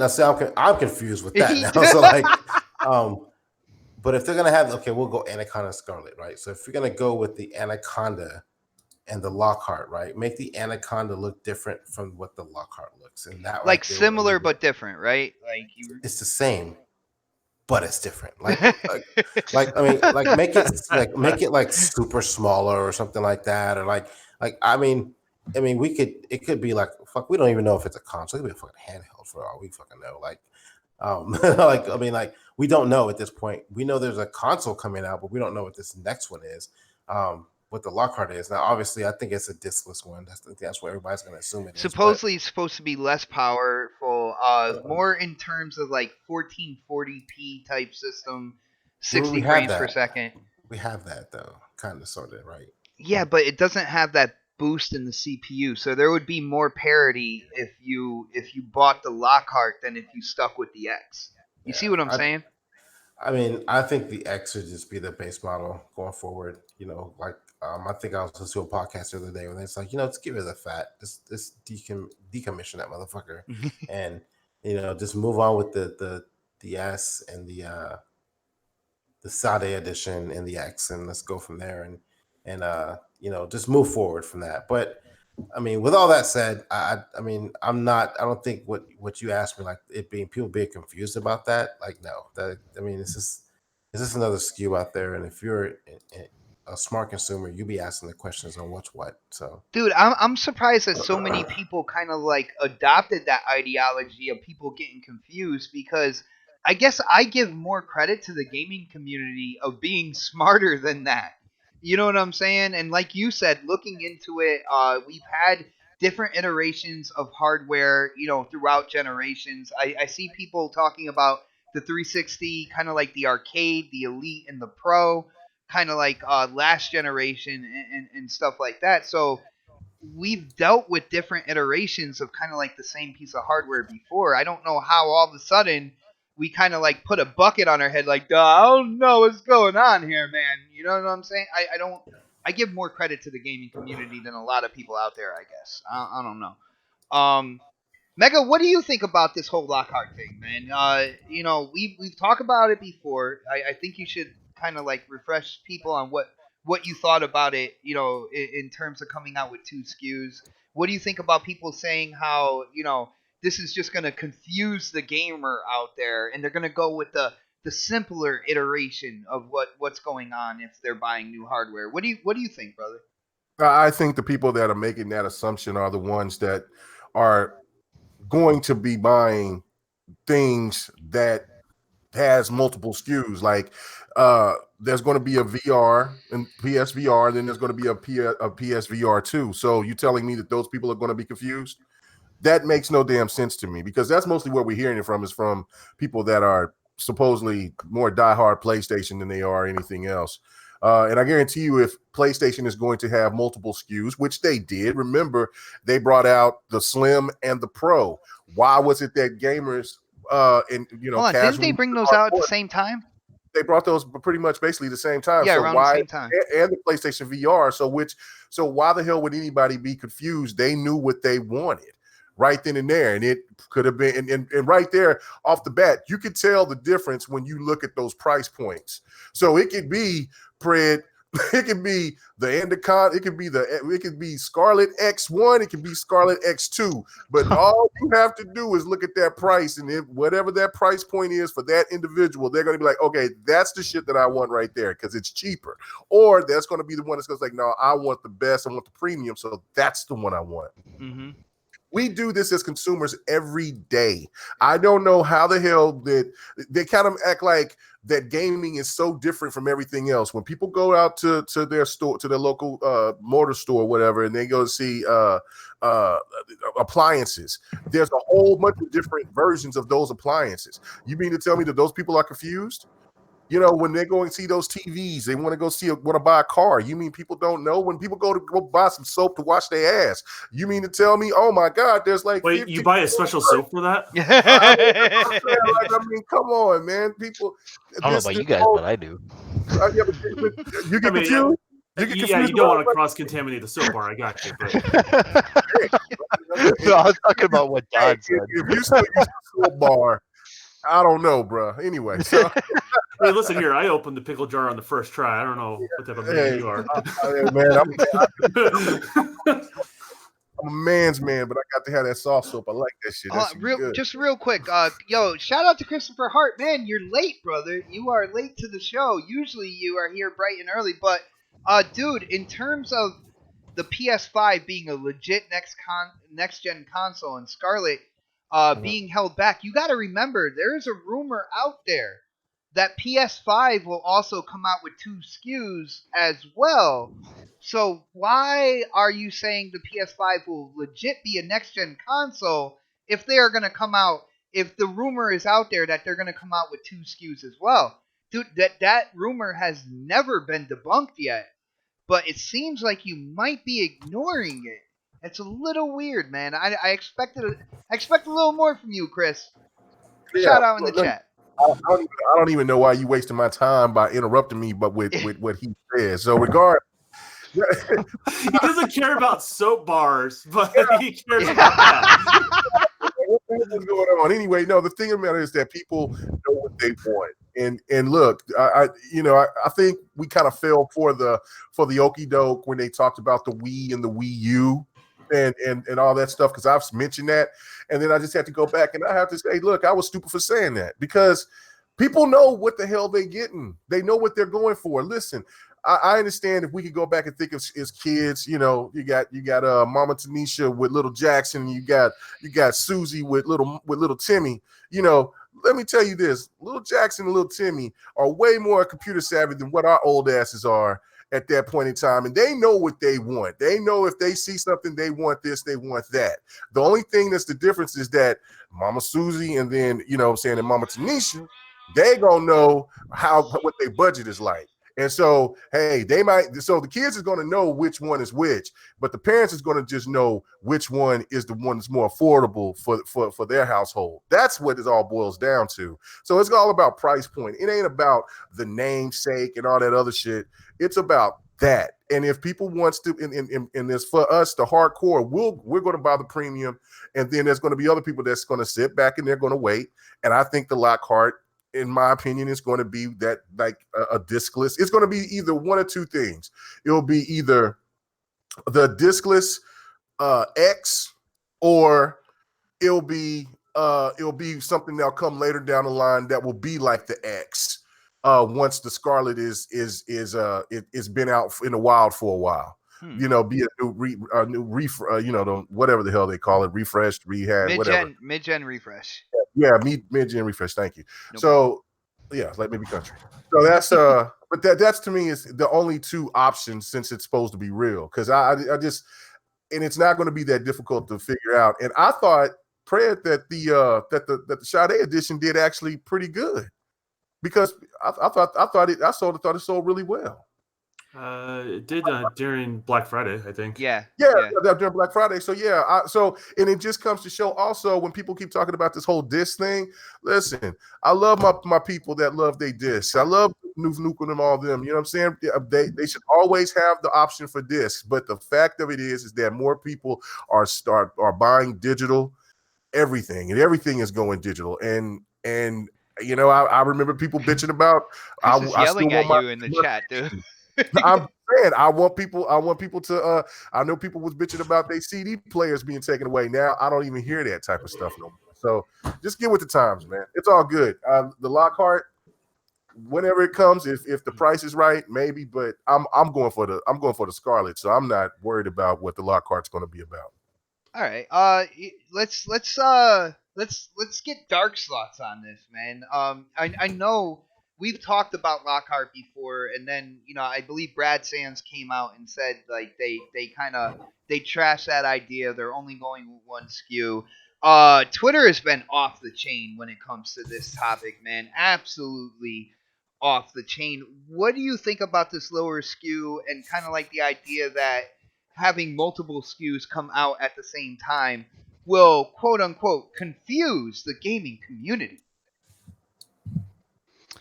Uh, that's the thing. I'm more interested in how they're gonna market these consoles. Um, just because that's what I enjoy watching. That it's kind of interesting to me. Mhm. Um, and I think that if this rumor is true and that they are gonna have the Lockhart, that's good too. I mean that's a plus because of the fact that if it's a cheaper version of the Scarlet, then it gives parents an incentive to buy that for their kids for Christmas or for their birthday or something like that. Um, and that's the thing, like it should always come down to like what is going to be cheaper for you, like even what Mega said, like people know what's in their budget, and if they can't afford the Scarlet, then they're going to go with the Lockhart. um and even Pred brought it up. He brought up a really good point where people aren't stupid. Back in the day, yeah, people were probably, I wouldn't say they were stupid, but they were like, they were misinformed, or they didn't know, um, about like what uh Xbox 360 or what to get or to get a PS3, or something like that. Because the internet wasn't as prevalent back then. And now that it is, it's a little bit more easier for people to just look it up online and be like, oh, okay, well, this one looks like it's cheaper, but it doesn't have a disk drive. But this one it has a disk drive, has all these other special features. I might actually go with this one because it has the more power in it or whatever. Or somebody might say, oh, I'm going to go with this one because it's cheaper. And that's the whole thing about this, is that like it really doesn't matter what people are buying, because of the fact, as long as they're buying it and they're living it, that's all that matters. That's Mhm. it. All this other stuff, all this console, people going at each other, console wars, all this crap. Console war Dude, bullshit. you know how much stuff I've seen on Twitter. I don't want to name names, but I seen two guys going at it this week about PlayStation and Xbox, and I'm all like, dude, are you kidding me? You guys are still doing this stuff? Like, really? Like, is it that big of a deal?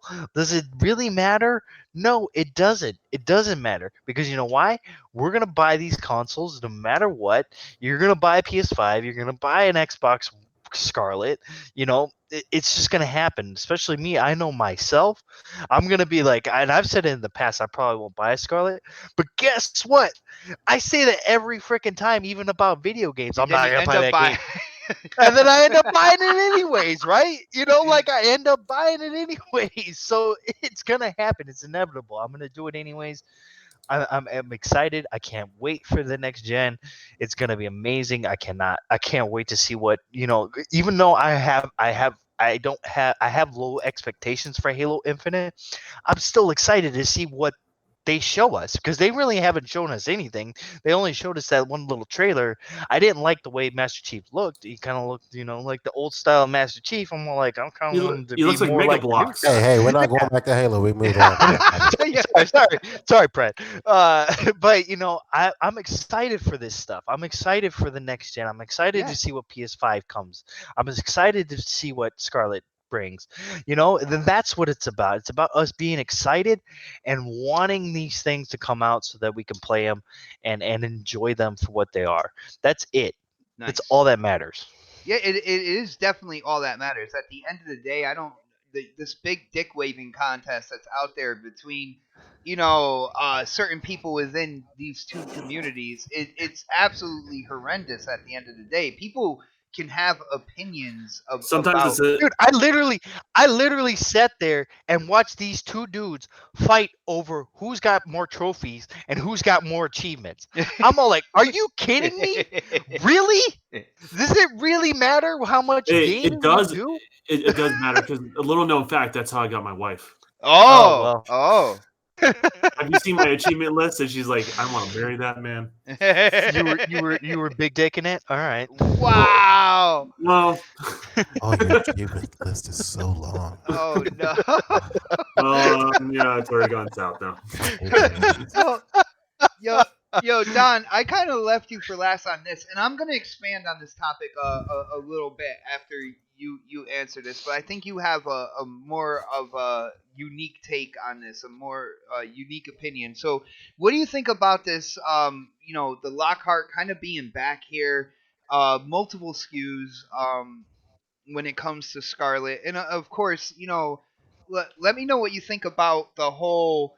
The gamers will be confused over these two SKUs because they're also throwing in there the idea that even when games come out for the Scarlet, if you didn't go in on this new series of hardware, you'll still be able to play the games on the Xbox One as well. So that's where they're saying about all this confusion and stuff. What do you think about the lower price SKU rumor when it comes to Lockhart, and then definitely touch in on the whole confusion aspect to it as well? I don't know why this rumor keeps coming up, to be honest with you. In my circles, no one's talking about this. So it doesn't mean it doesn't exist. It's like the same conversation on the Xbox Nation with crap. It doesn't mean it doesn't exist. It's not making to this conversation is not making it to me except for within the talks within the gaming community, right? Like, and so I always kind of question the validity of the rumor, and as wondering why I'm not getting any information to trickle down to me. Like, is there a reason why that's the case? Like, well, according to people out there, developers aren't getting the Xbox like Scarlet dev kits, and they're frustrated. So maybe they're just frustrated because someone else has got one and they don't. Like, that's all that is. Like, you ever have someone go, like, they can afford like a nice car, and then they complain about that nice car that someone bought, and it happens every time. Yeah, exactly. It's the same. It happened when we were kids. Yeah, it's human nature, man. And like, it's not a good quality. It's just something people do. And like, here's the thing: is like, and that's a whole nother subject. I'm probably not going to go on down the rabbit hole of why someone's consoles out or developed kits further along than others, but that's inevitable. Doesn't matter if you have two players on the market, one of them's going to be ahead of the other person. It's just how it's going to be. Doesn't mean doom or gloom, but like on the whole, like multi SKU thing, like I don't think they really even need to tell developers about the second SKU. Really, I think what they're trying to do is, it can be either a swerve of just like, what do you think about the idea to throw people off, or and see where the rumors are spilling out, because sometimes they do that, put false rumors in people's minds and see who's leaking out stuff. It could be as simple as the whole false rumor thing. I didn't even think about that. I mean, it could be so many things, right? So like, that's why I'm saying, like, I don't feel comfortable saying, hey, I believe in this rumor. I just don't know. I just don't have enough information to basically support it. And so, I mean, and I know other people, they're gonna risk their whole entire reputation on it, and it's all theirs to win, and it's all theirs to lose if it's right or wrong, right? Like, as far as all that stuff goes. But it's just one of those things. I just don't know why that's not trickling down to the people I know, and they would be pretty high on the list of knowing this sort of stuff. So I just don't know why that's the case, but I think it's irrelevant. If it's true, I think it's just a replacement of the X, to be honest with you. So what about the forwards compatibility then, man? Will games still be able to be played on the X, the S, and the Xbox One moving forward for people who haven't jumped onto the next series of hardware? Yeah, there hasn't been a lot of talk about that either, but I think what it ultimately boils down to is it's going to leave it to the developers to do what they want. I think that's what it's going to boil down to. That is an Xbox thing lately, man. It's up to the developers. Like, they can do whatever they want. And well, like, so here's the thing. So if publisher, right, goes, look, hey, it's going to be worth our while to put the money and effort into downscaling our game, then cool, we're going to downscale that game. But I mean, that's all that is in regards to that. And when you look at how many Xboxes are on the market, and that's the reason why internally they still use active users. Just so you know, they didn't go away from that. They just don't talk about it from the profit side of things. They still talk about active users. That's the reason why it's a viable thing when they talk to their third party partners in regards to that. So I think a lot of people are just making mountain out of molehills on this sort of thing. And if they do it, I think it's great. But I think ultimately, if I was going to guess if there's any validity to the rumors, and this is just a pure guess, and the reason why I'm not getting information trickle down to me on this one, it literally is just a remake of the X, right? It's like the Xbox One X. All right, I do want to shout. My bad. I'm trying to read when you're actually winding down. You like wound down 3 times, and I'm like, I don't. Okay. Yo, shout out to Christopher Hart, who says he is going to be using he's going to be talking about his trophy list a lot from now on. And brother, Yeah, why not? I hear you, but just don't go into your trophy list on VR games, because we already know you don't have a lot of trophies when it comes to your PSVR games, brother. Hey, Christopher, it's not a first date move. It's like more like a third or fourth date move. Just you know what? Seeing that, because that's exactly how it was when I watched that on Twitter. Like these two dudes going at it and like being like, "Well, your VR trophy." I'm all like, "Oh my god, who cares?" No, I messed with it because like I think it was last week. Like we were talking about VR, and it got to a certain point where Pred actually got him to share his PlayStation ID, and they looked in on his file of PSVR games. And like only half of them actually had trophies to them. The other ones he not didn't even play not yet. even half. It wasn't even half. Okay. Yeah. Here's the thing. I know my trophy list isn't good big. I know that my gamer score list isn't big. Does that make me a lesser gamer? No, Yes. it doesn't. It makes you a single man. That's what it does. It makes me a man who's busy and I don't have a lot of time to game. But when I do have time to game, I do game. Like when I beat Jedi Fallen Order, it was because I had time to do that. And sometimes you just don't have the time to beat everything or do everything that you want to do in gaming. So this whole show you my list thing is completely nonsense, because I mean, you could take a look at my gamer score. You see it's not very high. It's really not. It should be a lot higher, but I just don't have the time to do it. No, I got you, brother. And I never been an achievement hunter anyway. So when it came neither have I. to it, So it's like I don't really care about achievements or trophies. So it doesn't bother me. All right. I just play the games. That's it. Well, I want to swing this to a different, kind of like the same but different topic, because with same but different, but still the same. It's a topic that never ends. No, here's the thing, because with the whole Lockhart thing coming out, PlayStation also came out, or there was an article that came out about games being cross-gen. All right, and they said some of the games that PlayStation will be coming out with the PS5 will be cross-gen. A lot of them won't be. All right, so that was the narrative that's coming out from this article, even though we don't know the launch lineup yet or anything like that. But the thing was the reaction. And I feel this is it's just so weird in a world that I like to see common sense in. But people are literally defending that games shouldn't be cross-gen. That when a new system comes out, games should be cut off, and like the newer games that are coming out should only be for that new system, causing people to put down hundreds of dollars to get that new system. And their main kind of like fight for this is that's the way it's always been. That's the way it's always been. Why change it now? That's the way it's been. that's the way it should be. And I scratch my head sometimes at some of these responses because I'm like, well, if you can make it to where they're cross gen, why not do that for the people who can't afford to jump in?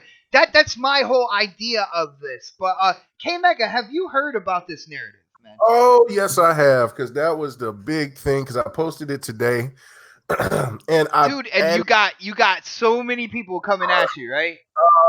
and I added a little bit more to it, talking about backwards compatibility, because they're saying that the rumors that backwards compatible, they're not going to like have a big plate of PlayStation 4 games on backwards compatibility. So I added that point to that article. And they went, you didn't read the article, did you? K Mega can't read. Oh, oh my God. Like, I'm just adding more to it. Like, bruh, it's not that serious. But again, they still could be on there doing it. I seen Porter Rock and them posted, like, are these Xbox guys on drugs today? Like, they're so, like, I'm like, you don't have enough time. What can you do? You can't play games. You can't read. I mean, like this shit. Apparently, you can't this was shave all with a straight day. razor either. This was Yeah, exactly. This was all day. Like, I'm over here. I've been playing some Can't open a games. I pickle sit there and jar. watch sports games. I get there and I start playing games again, and then I do the podcast. They're still talking about the same shit. Like, I'm like, what in the hell? But anyway, back to the point of that is that I find it to be absolutely ridiculous, because if, again, why talk about backwards compatibility, and why even talk about even have if not, and why even bring up the point of still talking about PlayStation 4, and you're going to go ahead and try to waive and just cut everything off and just have it as just, you just, all the money that you spent on these games, and they won't be able to be sent over or crossover. Like, that would make a lot of people that are late adopters not even want to buy a PlayStation 4 and just wait for the PlayStation 5. Yo, Mega, check this out, just real quick. And I know you're right in the middle of it, but I want to jog people's memories here. Going back into 2012, going into 2013, when we heard that the architecture was x86 architecture, people, because at the end of every generation, in the beginning of a new generation, I don't understand how people don't remember the complaints of, oh man, we have to start over again. If there's a way with x86 architecture to not have to start over and to buy into the next series of hardware when you actually can, and not cut out the people who can't afford it at that point in time, I don't understand how that is a bad thing now, that we should want that knowing we can. It's not a bad thing. It's never was a bad thing. That's the reason why there's so many people playing on PC, and they could go back and play some of those nostalgia games, and they stay playing those games, and that also sustains extra life for a lot of these games. And if you add the element of cross-play, backwards compatibility, that's great. That's something that you would want for your console, for the console market to do, to make you feel like the games that you have purchased, to feel the validation of that you don't have to go and double dip again. Well, especially in our digital age. Exactly. And just think about this. How is it on one end that's these guys over here making these assumptions and saying that this is wrong and blah, blah, blah, but then they'll be the first ones that was dissing the Stadia, because they're like, I already purchased this game. Why do I have to buy the game again on Stadia? That's the fail. That's an L. So what the hell are you talking about? Make up your mind. That's why I'm not understanding about some of the logic of some of these guys, because it makes no sense.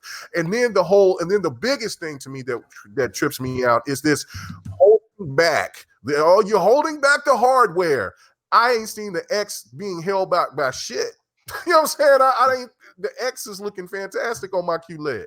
Like, so again, I'm not getting this whole thought process of why people want to go to the old way of how gaming is, and it only just hinders people to spend more money on shit that they've already had. Like, I'm not going to go back and buy, after what Xbox has done with backwards compatibility, and then having all their consoles be connected together to where you can for like, I'm not buying Call of Duty again. I'm not doing it. I'm not buying Red Dead again to play on the Scarlet. I'm just not going to do that. That shit should be already ready to go. You already gave me a taste of what it's like. I love it. And I would hope the PlayStation would adopt that as well. Well, I'm more talking about, when it comes down to it, the new games that are coming out. It's the forward compatibility thing as well. Like I don't understand where people are like, no, like you should have to buy the new system in order to play those games, when if you don't have to, and when it comes down to it, there are people out there who are gamers on a budget. Why are you seriously saying that, with the x86 architecture and what's going on in terms of technology within these systems, why are you saying, no, we need to stick to the old way of doing things when we don't have to? When those gamers out there who are gamers on a budget can still enjoy it. And then on a business side, what happened to, these companies really don't make money on the hardware side of things. They make money for their subscription services and game sales at the end of the day. That's where they make their profit. So I don't see where these people are coming from. No, we need to stick with this old way of doing things, when the newer way, a way that's possible, will benefit the business side, and it will also benefit the gamer. I don't see where people are coming from. The only reason why it's a problem because it's not their preferred console doing it. Because I guarantee you, if it was PlayStation doing it first, it would be all the rage, and then it would be like, why Xbox is not doing this? Why is it? That's why I'm saying it's never good enough. It's just like what we've been talking about. It's kind of like been that narrative. It's kind of been that old Pee Wee Playhouse word of the day shit. You know what I'm saying? Like people are just act like they're never satisfied or happy for anything, or with the progress of what gaming should be. They want it to be nostalgic, but I haven't bought as many games or as purchased as many games as I've had ever in my entire life. And you know what I'm saying? And especially in my adult life, when I've had the money to buy these games, I've never purchased as many games as I've been had to now. Is because of digital copy sales, because there's been all these sales for games to where you can buy them. Of course, now with Game Pass, all these, because your only option was GameStop, and that wasn't really a discount. You know what I'm saying? Because you giving up 4 or 5 games to get just one full game, and then a game that you had to pay maybe a little credit of $10 or $15, $20, and then you're losing all of those nostalgia games. There's so many games that I had to rebuy for backwards compatibility because I did that stupid old narrative. And that's why I don't go to GameStop now. That's why I'll never trade my games again. That's why I buy them digital. I'll never do that because I want console gaming to follow the same format as what PC is doing. I think it's smart. I think it's great. That's what they're trying to do. Right. Well, I know Xbox is trying to do it, but I think the PlayStation Sony may want to do it because they want people to invest more into the PlayStation 5. But as for a gamer, as a consumer, I'm going to where I get much more access to keeping my older stuff and playing my older games than I would, or even newer games on the older hardware if I have that opportunity to do that. That's, and it makes you keep your older consoles as well if you have multiple consoles as well, because you can pass that to cousins, nephews, your kids, and I don't know, man. These narratives are stupid as hell, man. I don't even know why. Dude, it's crazy to think about it, because it's like, at the end of the day, do you work for said company? Are you a shareholder? And even if you're a shareholder, at the end of the day, the software is what makes the profit in the video game industry. Isn't that what we play too? Like, that's what we play, right? We play the software. We don't play the console. We're not sitting there playing we don't. a console. Like, Hey, that, hold on. I never got. I see somebody in the chat said physical games drop lower than digital. When? They When? do to a certain extent. Like on Black Friday, I know that Sekiro Shadows Die Twice was $25 when it was like 38 or 39 on Xbox and PlayStation. I Oh know yeah, that yeah. happens. Digital sales, So I in a think that's lot of ways, kind of they're But how kind many? of But what how he's many? talking But about. but you have to wait for Black Friday once a Right, year you when need to there's wait all for a these sale digital. like Yeah, that. you got to wait for a sale like that when there are multiple sales that are there's digital sales all the time on PlayStation and But Xbox. once in a while, you'll see a deal like that, like throughout the year. That's not Buy two, like on get Black one. Friday here and Mhm. there, but it doesn't happen very often. It's usually like at Best Yeah, Buy not or the, something like that. right. Yeah, It doesn't happen everywhere. It only happens at like one store, and that's about it. and also the one thing too, if it would PlayStation or Xbox wouldn't be implementing their point system if they didn't want people to start buying more digital. And you can save a hell of a lot more that way as well. Like you can get games for free if you got enough points. Yeah, that's So true. I mean that's to me is like no, the digital way is a lot more affordable. That's what got me to buy as many games as I have on Xbox and PlayStation. So all Well, right. the PC has already been doing it for a minute. There's all types of And options and that's why sales Mega everywhere. always forgets what's in his library too. True, true. Well, that's the thing with this whole narrative is that people want they just want it to be how it was, and it's never going to be how it was. It's Oh just not my going to happen. It's the same goodness. thing. It's the same thing with film. Like it's never going to be the same as it Dude, was if we before. kept everything With- how it was, nothing would right. evolve. Exactly. We had people flying around in Wright Brothers airplanes. The original Model Exactly. T would be the Exactly. car that everybody Exactly. uses. Like I Exactly. oh man. Exactly, and that's the difference is I that it's changing, and streaming is changing that, and there's a lot of like things like Game Pass is changing this whole narrative to making it so that people can afford more gaming Thank than you, they have Farscape. in the past than they have it ever in their entire But existence. isn't that true Like for all entertainment though? Like you look at yeah, music, exactly. people are It's able the to same thing own with more music. music than ever. Artists Oh are yeah, getting we're able to do that with Spotify. Look at Spotify. I mean, you pay how artists are much? getting more attention than they ever have that sometimes go unnoticed.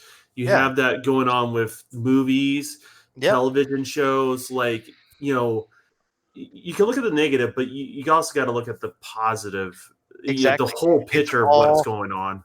it's everything is at our fingertips now. Everything is at our fingertips. We don't have to wait for really anything anymore, except for maybe when the release date is of a game or release date of a movie or something like that. That's all we have to wait for. That's it. We don't have to wait to purchase something or something like that. It's right there. We can go online, go on our Xbox or our PlayStation and buy it right then and there, and we have it. This whole Yep. narrative about the whole pre-ordering thing. I know this is kind of getting off a topic a It's little bit, but a little bit, man. It's a but lot. that's shut up, Fred.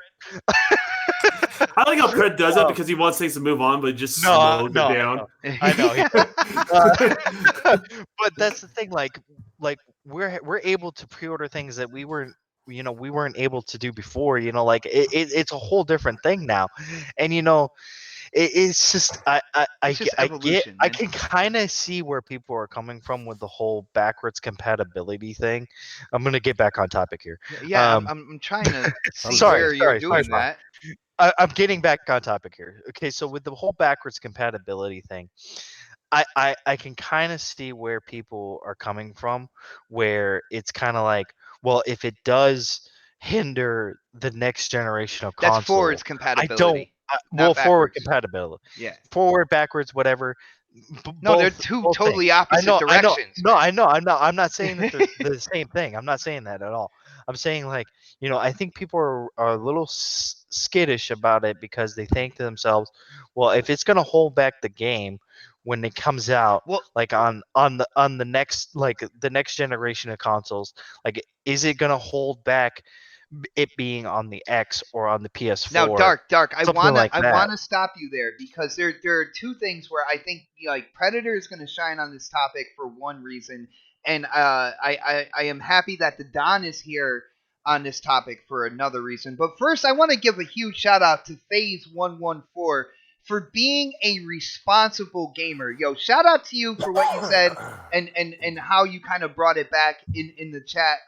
I respect you, brother. That is awesome. Thank you so much for doing that. But I did want to bring that to the Don because I want to bring this topic to the Don, and I wanted to bring it where people are saying when it comes to forwards compatibility, again, it's gonna hold the game back. It's not gonna be a truly next gen. They're gonna have to think about the lower SKUs. They're gonna sacrifice things in these games that are coming out 2020 and beyond. They will sacrifice things in those games because they have to accommodate the Xbox One, the One S, and the X. Now, Don, what do you think about that, brother? Anyone that says that, they should give an actual example instead of just spilling that narrative over and over and over again.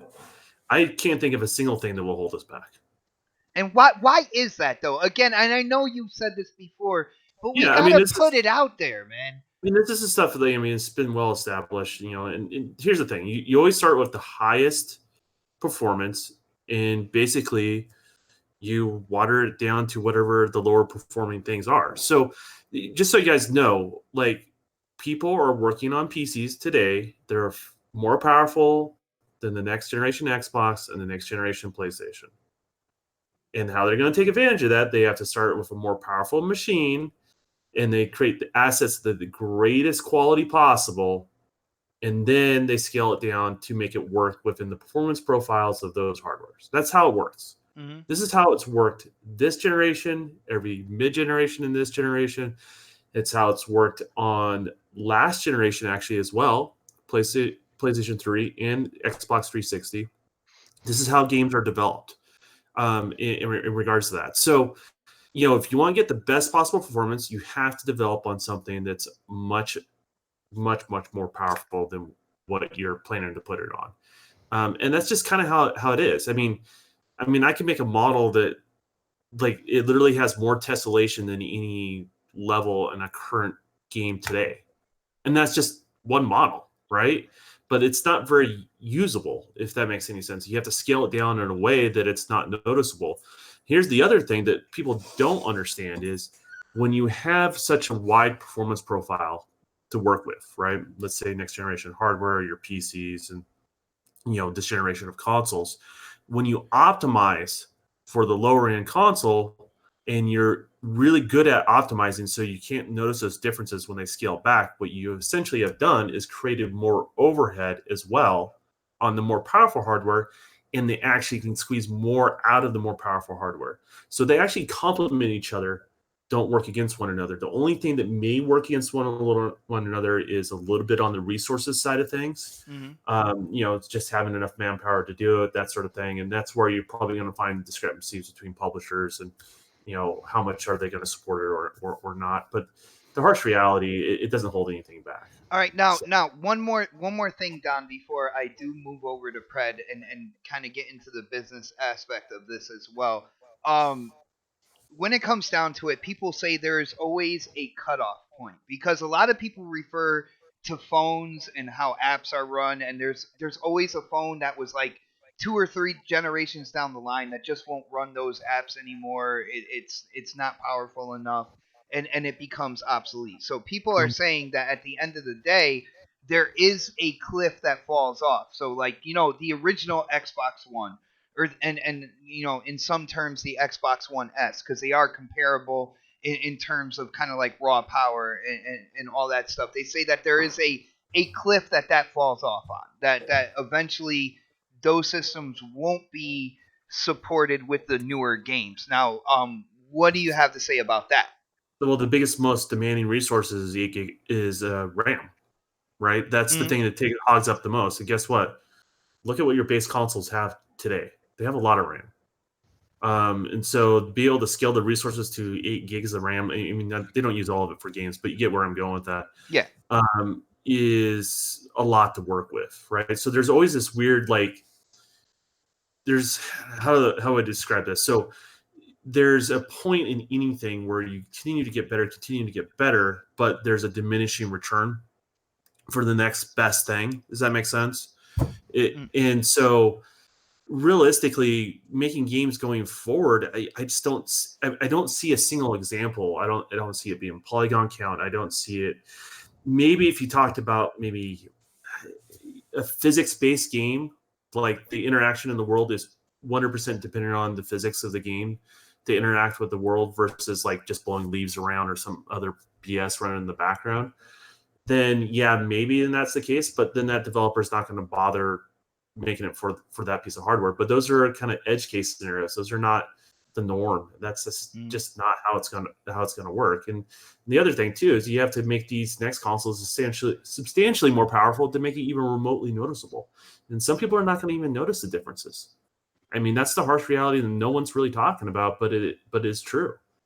Yeah, I've gone on record saying that whoever utilizes ray tracing to the best that's where you're going to see it's going to be the visual difference, kind of like the difference that you see when you're in the store and you're looking around. Whoever utilizes ray tracing to the best implementation, that those are going to be the ones where you see a lot of the visual differences in comparison. Well, some people are not going to pick up on that. Some people argue against that, right? So, like, that's the thing is, we're at that visual acuity. Some people are going to pick up on it. Some people are not.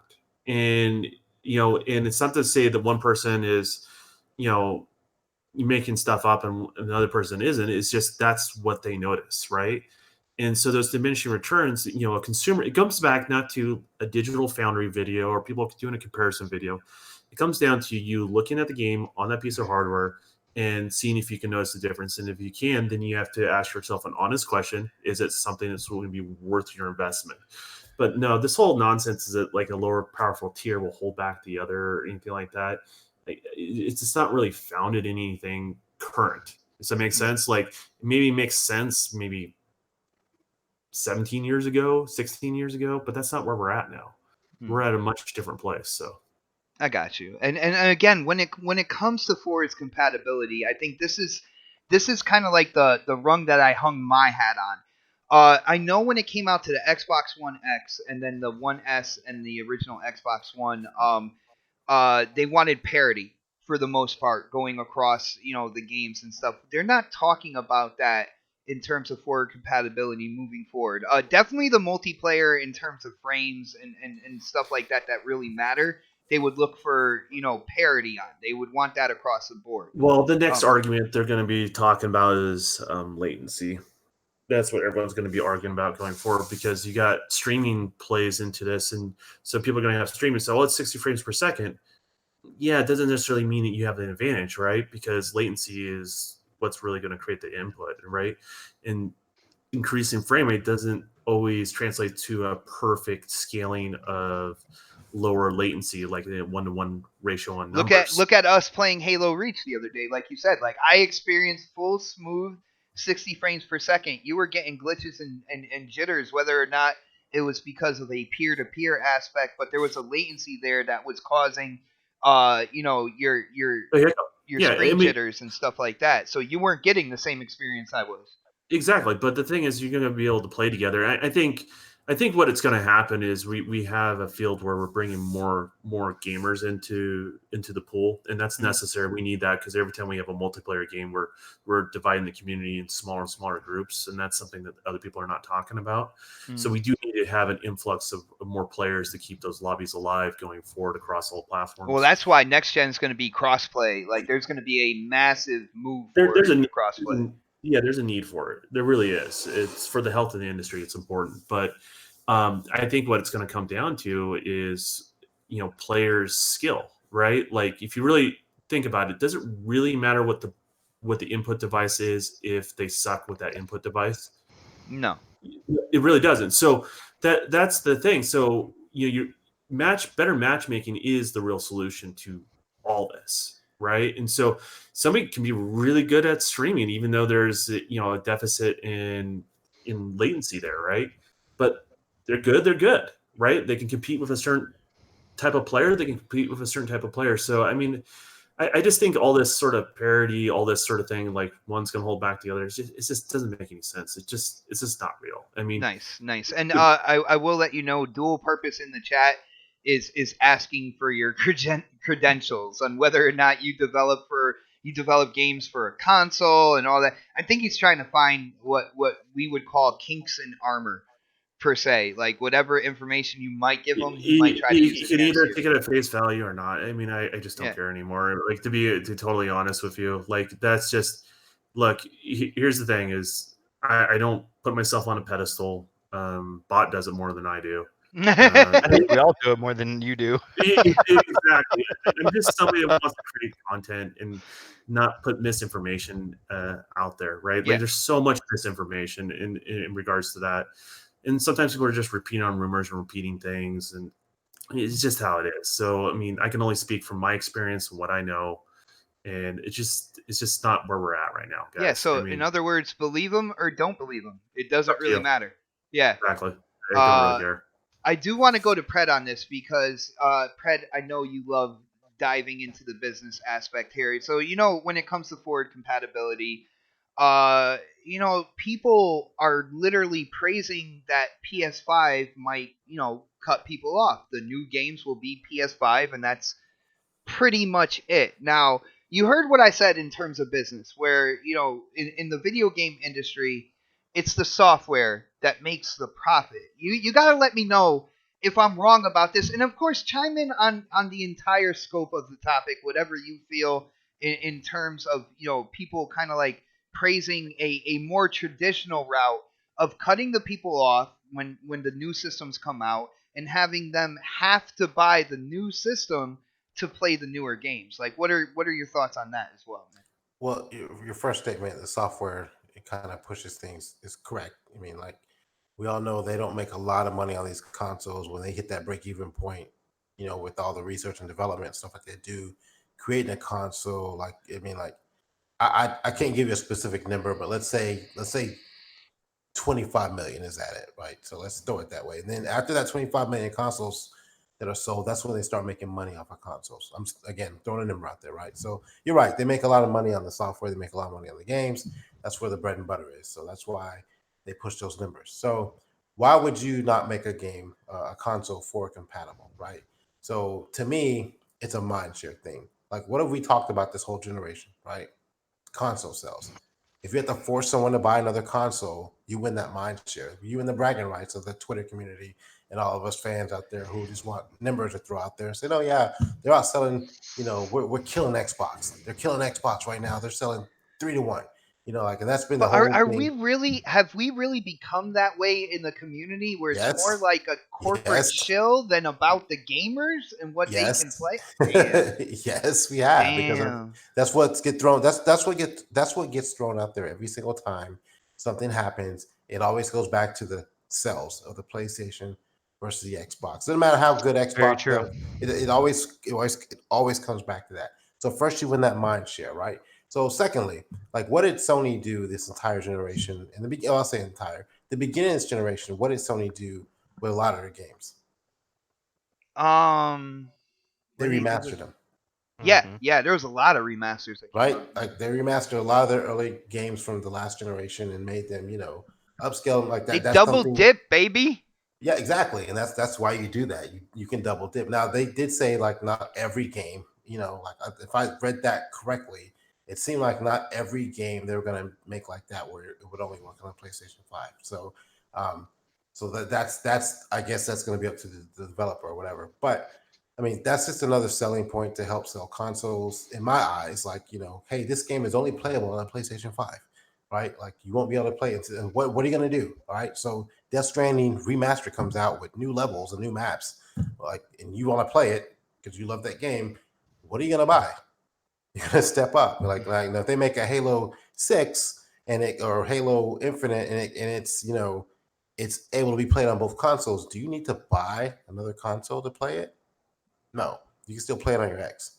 So like it like for us gamers, like the budget cutters out there that don't want to go and make that next jump to the next generation, you have an X, like you're good, right? You can just play those games, from And your the company still makes money hand over fist yeah, because that they're making way. it off of the software. Yeah. But for again to win that mind share, like you want to sell those console sales and you want those numbers out there. That's something Microsoft isn't going to do. Wouldn't like gaining mindshare also be the popularity of the games that are coming out on your system, especially like your first party games? Wouldn't that gain mindshare as well, though?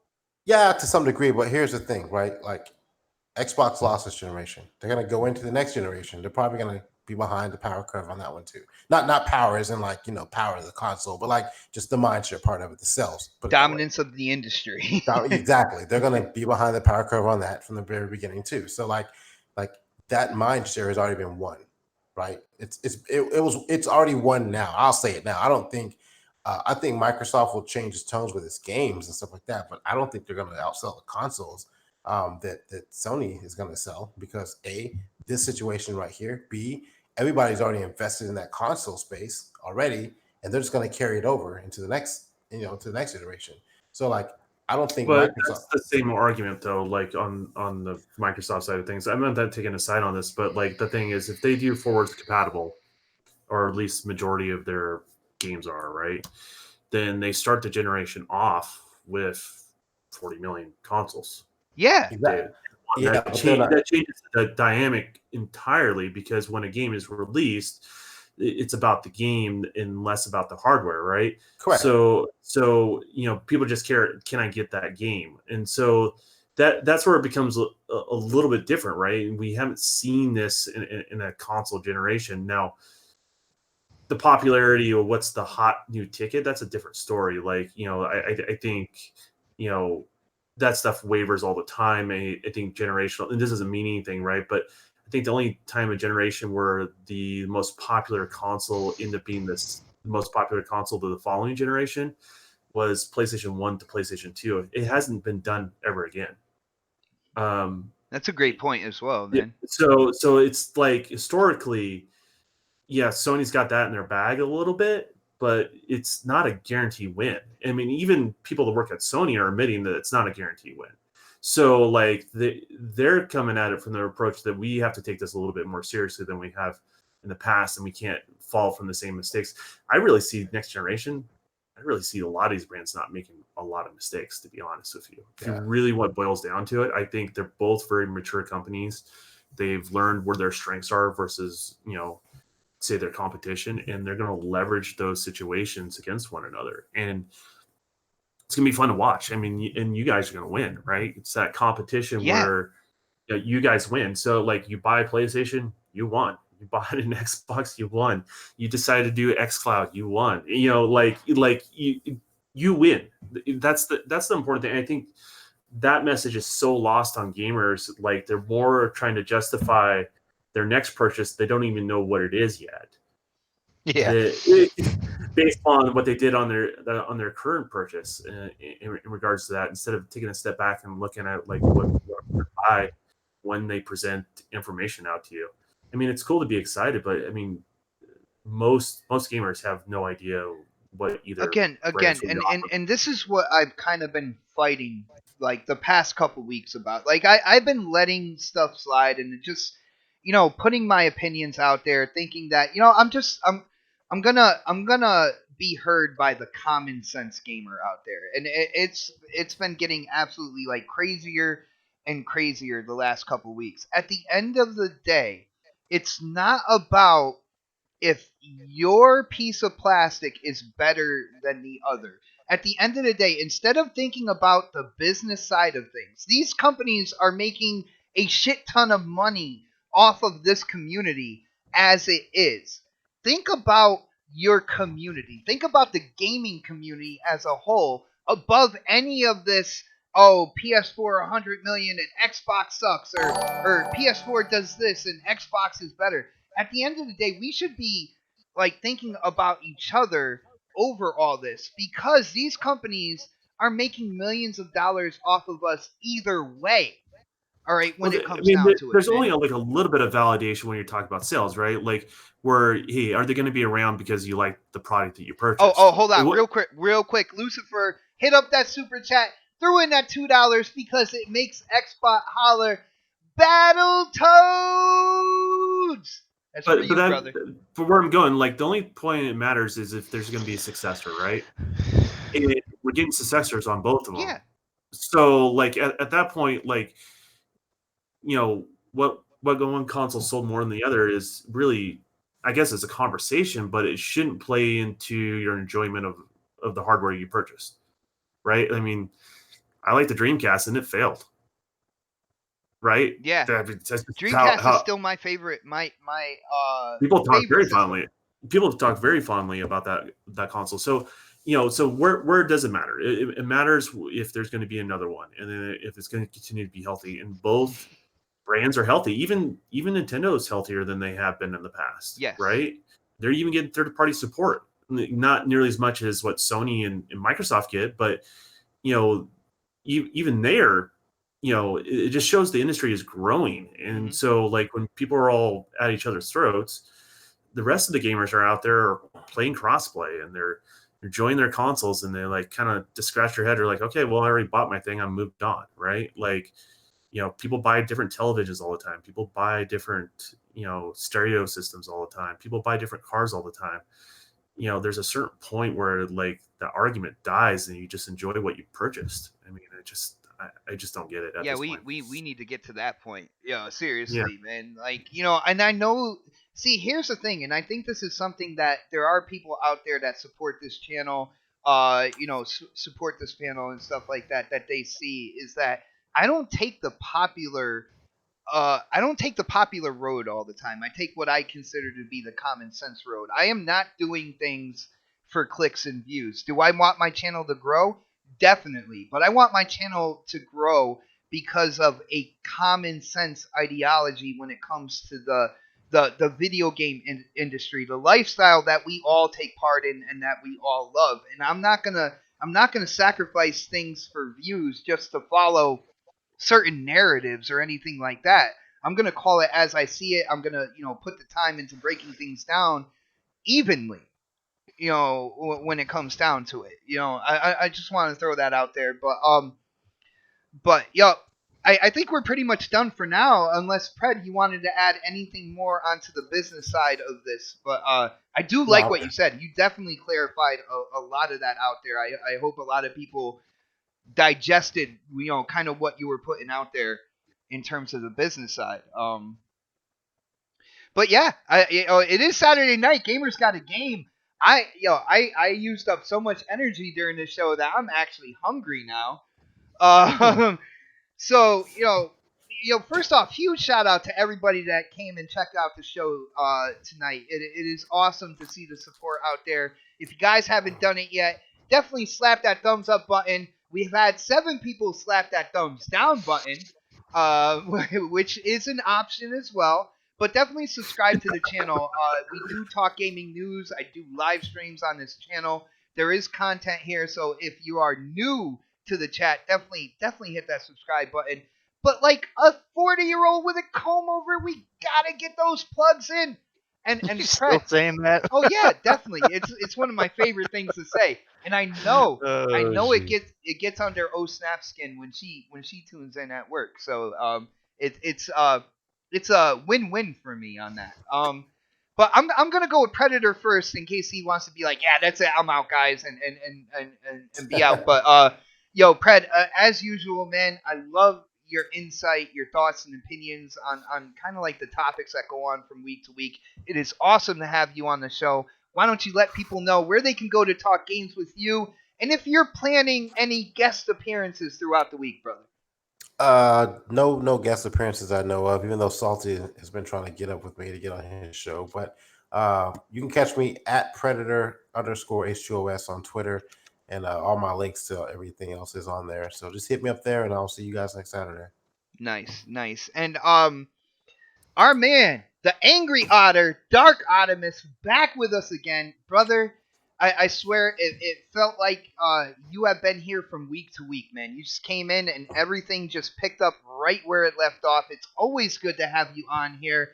Let people know where they can go to talk games with you and what you're up to. Maybe a couple, gamer tags, PlayStation ID, something like that. I don't know. What do you want to do? Yeah, you guys can find me at Dark Animus across the board, PlayStation, Xbox, and Twitter. Yeah, man, it was fun. It's like old times again. Me and K Mega getting into it, and then Pred telling me to shut up, and Yeah, pretty much. Yeah. it was a fun time, man. It was a good time. I had a blast, and yeah, I went off on a little tangent about other things, but Little. that's that's just how I am, man. Like I'm passionate about I gaming. I think you're I love getting tired gaming, of and the I just want. console war shit too, like as Yeah, much as I am, man. I'm just tired. I'm tired of it, man. I just want to play my games, and I don't want to hear all the other bull crap. That's Yeah, it. nice, nice, brother. And K Mega, I know you had a special extra long edition of GRG. You gotta let people know what they might have missed if they didn't tune in. When that show is, of course, your channel and any future videos throughout the week. Man, you're a professional in podcasting. You know what to do. Yeah, man. Check out my channel, K Mega 405. Man, don't forget to sub and support everybody. On the panel tonight.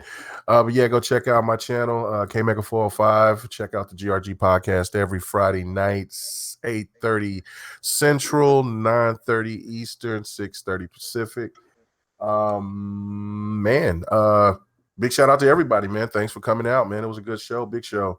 I'm kind of glad that I didn't really get into it about the business side because, look, I don't have any I don't have any degrees or anything, and I don't work for Microsoft, PlayStation, or Nintendo. So it really is one of them things where I just don't give a shit. I just want some games. I just want to play and enjoy my time. I don't think we got too many people that want to act like they know about the industry, and if that's the case, then they would be Dude, we got head or people we got CEO or people something. calling for the death of Xbox in the chat right now, which is absolutely asinine. One of the most Right, selfish right. It's so things stupid. you can I don't say. I don't get that. I Like, don't. I mean, I I never don't. got that narrative. Yeah, I don't get I don't want any of these companies to fail, and I don't want anybody to and even though people will try to stereotype, me or anybody else because we prefer, or I should say I prefer Xbox more than I do any other platform or whatever. But the fact of it is that I've been a fan, and I purchased these consoles just like everybody else, and because I'm a fan of gaming. And I think that people should really just pay attention to that more than worrying about these companies' pockets, even though I know it's good podcasting talk. But if you're not in a podcasting and shit like that, I don't even understand what the hell the problem is. But have a good one, man. Have a good one. See y'all next week. Nice, nice. And the Don, who said yes, which is why he was on the show tonight. I just wanted to throw that back out there because you're like, I don't even know why I'm here. Dude, had a lot of fun as usual talking these gaming topics with you. I know you're doing big things on Mixer. You're setting things up in the background for your Mixer channel. So you gotta let people know about that, and then where they can go to talk games with you, brother. Yeah, the best hub for all that is Twitter. So if you want to follow me on Mixer, all that sort of stuff, that's where I go, where I play games live. I even do development stuff on the Mixer channel as well. So for those who have their doubts, they can see me create character assets live. I People occasionally do that doubt you, on. Don. Come on. Yeah, and they make themselves look bad. I know, but but the harsh reality is, and just to answer your question, there, Drew Purpose, yes, I am a character artist that works in game development. I am starting my own studio. Yes, I am an art director for the company that I'm currently working for, and they know I'm starting my own studio. And I also do freelance work on the side. So Megan knows, Bot knows, I work a lot of hours, You and just got very more rarely. explanation than you deserved right there. I just want to I say very, Yeah, you did, dude. just so you know, I work with programmers at all different levels. I work with execs at all different levels, and I work with publishers. So I mean, yes, I don't know it all, but pretty well rounded. So that being said, if you want to follow me on Mixer, that's where I'm doing things, and things are being He's a upgraded. specialist in Cambodian yak tit milk. I mean, you got to have your hobbies, right? Like you got your day job, and you got to have your hobbies, right? Yo, He's also a mountain man as well. Dude, he's doing sound effects. Yeah.